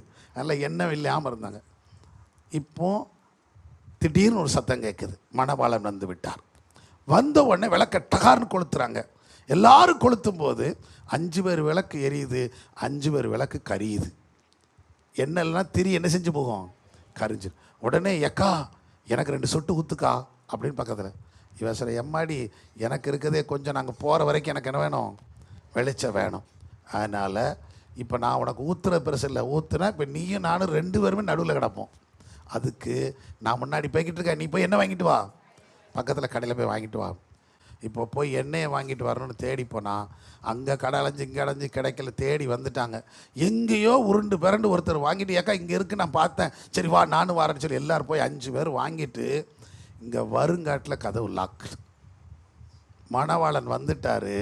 இந்த 5 பேர் நினைச்சிட்டாங்க, போயிட்டாங்க. அந்த 5 பேர் தெருவில் போயிட்டாங்க. கதவை தட்டுறாங்க. இதோ நாங்கள் வந்துட்டோம். அங்கே மேலே சத்து, உங்களை நாங்கள் என்ன செய்யோம்? அறியோம். முடிஞ்சு வச்சுங்க. புரிஞ்சுக்கிடுங்க. வாய்ப்பு இருக்கும்போது கர்த்தரை தேடிடணும். வாய்ப்பை விட்டுட்டா இழந்து போயிடுவோம். இழந்து போனது கர்த்தாவே கர்த்தாவேன்னு தட்டுனாலும் என்ன கிடைக்காது? பிரயோஜனம் இருக்காது. இப்போ அதுதான் நடந்துச்சு. பேழையை உண்டு பண்ணார். இவன் சொன்னான், எப்பா அப்படி மழை வரப்போகுது, வெள்ளம் வரப்போகுது, நீங்கள் ஆண்டவர் ஏற்றுக்கோங்கப்பா. ஒருவே ஏற்றுக்கல. செஞ்சதெல்லாம் அவனுங்க தான். மரத்தை வெட்டினது அவன் தான், இழைச்சது அவன் தான், அடித்தது அவன் தான், ஆணி அடித்தது அவன் தான், பெயிண்ட் அடித்தது அவன் தான். எல்லா வேலையும் உள்ள கம்பு நட்டினது, அங்கே ஒன்றது இங்கே ஒன்றது, எல்லாத்தையும் எல்லா வேலையும் செஞ்சாங்க. அப்புறம் அதுக்கு தேவையான இறை வேணும் இல்லையா? அத்தனை மிருகங்களுக்கு என்ன வேணும்? சாப்பாட்டுக்கான இதுக்கெல்லாம் வேணும். அதெல்லாம் கொண்டு வந்து கொடுத்தது இவங்க தான், ஊருக்காரங்க தான். ஓ வாழை மரத்தை வெட்டிட்டு வந்துட்டான், ஆலமரத்தை வெட்டிட்டு அத்தி மரத்தை வெட்டிட்டு வந்துட்டான், என்னென்ன முருங்கை மரத்தை வெட்டி போட்டு என்னென்ன மரம் வேணுமோ அத்தனை வெட்டி கொலைகள், ஆடு மாடு திங்கிறதெல்லாம் கொண்டு வந்து சேர்த்துட்டாங்க. யானை எல்லாம் இருக்குல்ல, எல்லா மிருகம், ஒட்டக சிவிங்க எல்லாமே உள்ளே இருக்குது. அவ்வளோத்துக்கும் தேவையானதெல்லாம் கொண்டு வந்து கொடுத்து. ஆனால் அவெல்லாம் கொடுத்தானே தவிர இவர் சொன்ன வார்த்தையை அவனால் என்ன செய்யலை? கேட்கல. இதே மாதிரி தான் போதகர்களாகிய நாங்கள் சொல்லிக்கிட்டே இருக்கிறோம், நீங்கள் கேட்கவே மாட்டீங்க. வீட்டுக்கு வந்தால் காப்பி கொடுப்பீங்க, வீட்டுக்கு வந்தால் பிஸ்கட் கொடுப்பீங்க, பிரியாணி கூட கொடுப்பீங்க, சந்தோஷம்தான். ஆனால் நாங்கள் சொல்கிறது மட்டும் என்ன செய்யலை? உங்கள் காதுகளில் ஏறாமல் போயிடுது. அதுதான் வருத்தம். நாட்கள் வரும். அன்னைக்கு பேழைக்குள்ள வர்றாங்க. தண்ணி ஏறிடுச்சு, சர தண்ணி கொடுத்து பேழை மேலே போய்கிட்டு இருக்குது. இப்போ வந்து தட்டுறாங்க. நோவா கதவை தர, நோவா என் மாமா, என் சித்தப்பா, பெரியப்பா, ஒவ்வொருத்தரும் அவன் முறையை சொல்லி என்ன செய்கிறான்? கூப்பிடுதான். அவள் வீட்டமாக இருக்குது, பிள்ளைகள் இருக்காங்க, எல்லோரும் இருக்கிறாங்க, தட்டுறான். ஏன்னா அது நோவா மூடலை கதவை. கதவை யார் மூடுனா? கர்த்தர் அடைத்தார். ஒருவேளை நோவா அடைச்சிருந்தாம்னா அவள் வீட்டமாக சும்மா இருந்திருக்க மாட்டான். அவள் வீட்டமாக சும்மா இருந்தாலும் மருமகா வீட்டுக்காரனை கிள்ளிடுவா. எங்கள் அண்ணனுக்கு ஐயா அங்கே பாரு, இந்த சேனல் இடவழியே தெரிது பாரு, எங்கள் அண்ணன் இப்போ அவன் என்ன செய்வான், ஏப்பா என் மச்சான் அப்படின்னு ஒரு பைய முதுகு சொறிவான். இதெல்லாம் தெரிஞ்சு தான் ஆண்டவர் என்ன பண்ணிட்டாரு, டோட்டல் லாக், அவரே அடைச்சி வச்சிட்டார். திறக்க முடியாது, மனுஷனாக திறக்க முடியாது. கர்த்தர் அடைச்சிட்டா நம்ம உள்ளே போக முடியாது. புரிஞ்சுக்கிடுங்க, உள்ளே இருக்கிறவன் பாதுகாப்பு. இந்த பேழைக்குள்ளே நீங்கள் வந்துட்டீங்க, உங்களுக்கு எப்பவும் பாதுகாப்பு தான். சத்தமுறையிலே சொல்லுங்க, நமக்கு ஒரு பேழையாக ஆலயத்தை கொடுத்துருக்கிறார். அதனால தான் எப்பவுமே எங்கே வந்து விழுந்துருங்க, ஆலயத்துக்குள்ளே வந்துருங்க. நல்ல ஜெபம் பண்ணுங்க, பைபிள் வாசிங்க, எப்பவும் தேவ சமூகத்தில் ஆராதனையில் உள்ளுங்க. மிஸ் பண்ணாதீங்க. புது வருஷத்தில் ஒன்றை கூட மிஸ் பண்ணிடாதீங்க, விட்டுறாதீங்க. ஏன்னா தேவன் எப்போ வேணாலும் வரலாம், தேவ காலம் எப்போ வேணாலும் துணிக்கலாம். அந்த வருகைக்கு நம்ம ஆயத்தமாகி விட வேண்டும். சத்தமுறையிலே சொல்லுங்க. இப்போ தண்ணி பெருகுனது எல்லாம் கூடி மலைகளுக்கு மேலே போய் எல்லாம் ஒட்டுமொத்தம் வளைஞ்சு போச்சு. ஒரு வருஷம் கிட்டத்தட்ட 5 மாதங்கள் 150 நாள் வரைக்கும் மழை பெய்ததாம். ஊற்றுக்கண்கள் இருந்துச்சான். 150 நாட்கள் முடிஞ்சிச்சு. அப்போ 5 மாதம் முடிஞ்சதுக்கப்புறம் தான் மழையே நிற்க ஆரம்பிச்சு. ஏன்னா வேதம் சொல்லுகிறது, அந்த வசனத்தில் வாசிக்கும் போது 8ஆம் அதிகாரத்தில் 1ஆம் வசனம், கர்த்தர் அவர்களை நினைத்தருளினார். உள்ளே இருக்கிறவங்களை என்ன செஞ்சார், நினைத்த எல்லா மிருகங்கள் பறவைகள் எல்லாத்தையும் நினைச்சாரு. அப்போ இவங்களை பாதுகாக்கணும்னு சொல்லி தீர்மானித்ததுனால மழையை நிப்பாட்டினார், அப்படியே கொஞ்சம் காற்றை நிப்பாட்டினார். இப்போ கொஞ்சம் கொஞ்சமாக தண்ணி வடிஞ்சு முற்றிலும் காய்ந்து வெளியில் வருவதற்கு 1 வருஷம் தாண்டி போயிருச்சுங்க. 1 வருஷம் தாண்டிருச்சு. எக்ஸ்ட்ரா 10-12 நாள் ஆயிட்டு. அவ்வளவு நாட்கள் கழிச்சு தான் இவங்க எங்கேருந்து வராங்க, பேழையை விட்டு வெளியில் வராங்க. வந்த உடனேயே தேவனுக்கு அவர்கள் பலி செலுத்துகிறாங்க. கர்த்தர் அவர்களை ஆசீர்வதிக்கிறார். சத்தமுறையிலே சொல்லுங்க. அங்கே சொல்லப்பட்டிருக்கிறது 9ஆம் அதிகாரத்தில், நீங்கள் பழுகி பெருகி பூமி என்ன செய்யுங்க, நிரப்புங்கன்னு சொல்லி அவர்களை ஆசீர்வதிச்சிட்டார். கரங்களை தட்டி கர்த்தரை மகிமைப்படுத்துங்க. இப்போ எல்லாத்துலேயும் பாருங்க, ஒவ்வொரு காரியத்திலும் பார்க்கும்போது எல்லாத்துலேயும் தேவன் அவர்களை என்ன செய்தான் செஞ்சார், ஆசீர்வதிக்கார். இப்போ புது சந்ததி அதை ஆசீர்வதிச்சிருக்கிறார். இந்த புது வருஷத்தில் நம்மளையும் ஆசீர்வதிக்க போகிறார். எத்தனை பேர் விசுவாசிக்கிறீங்க? ஆசீர்வதிச்சார்.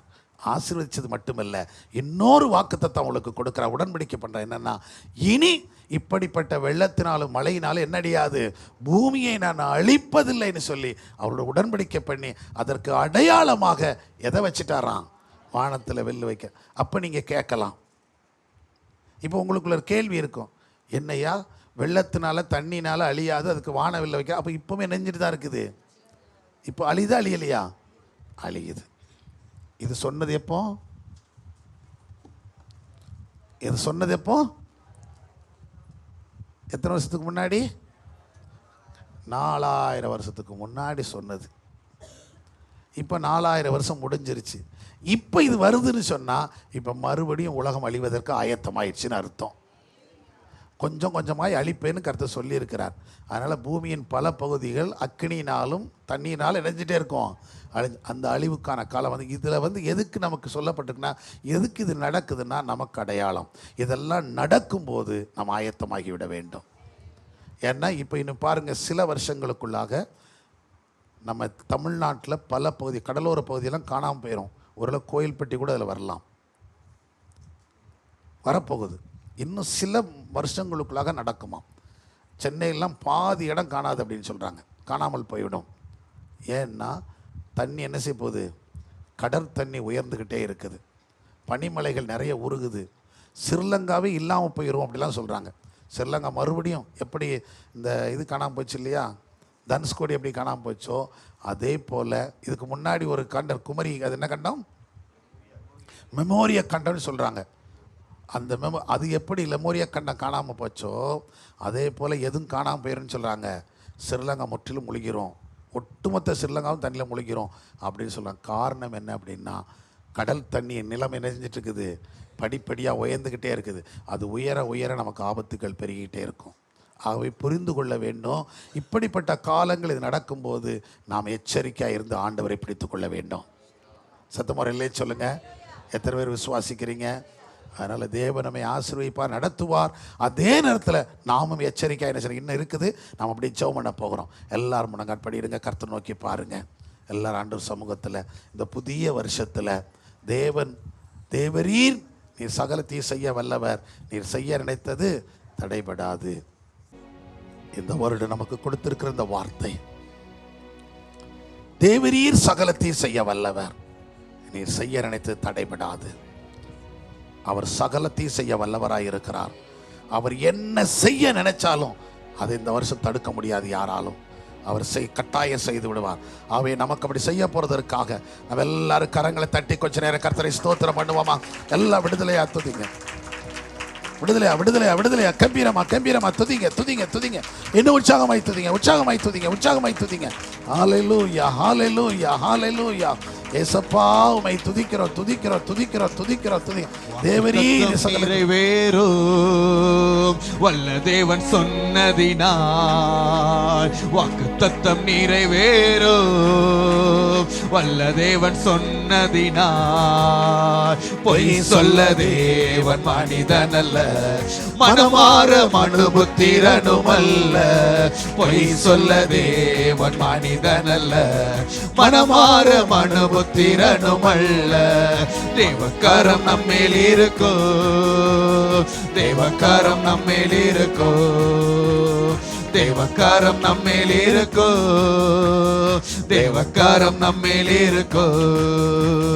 தேசம் நமது சொந்தமாகும், தேவாவி நம்மோடு இருப்பதினால். தேசம் நமது சொந்தமாகும், தேவாவி நம்மோடு இருப்பதினால். அற்புதங்கள் தினம் நடக்கும், அதிசயங்கள் கண் காணும். அற்புதங்கள் தினம் நடக்கும், அதிசயங்கள் கண் காணும்.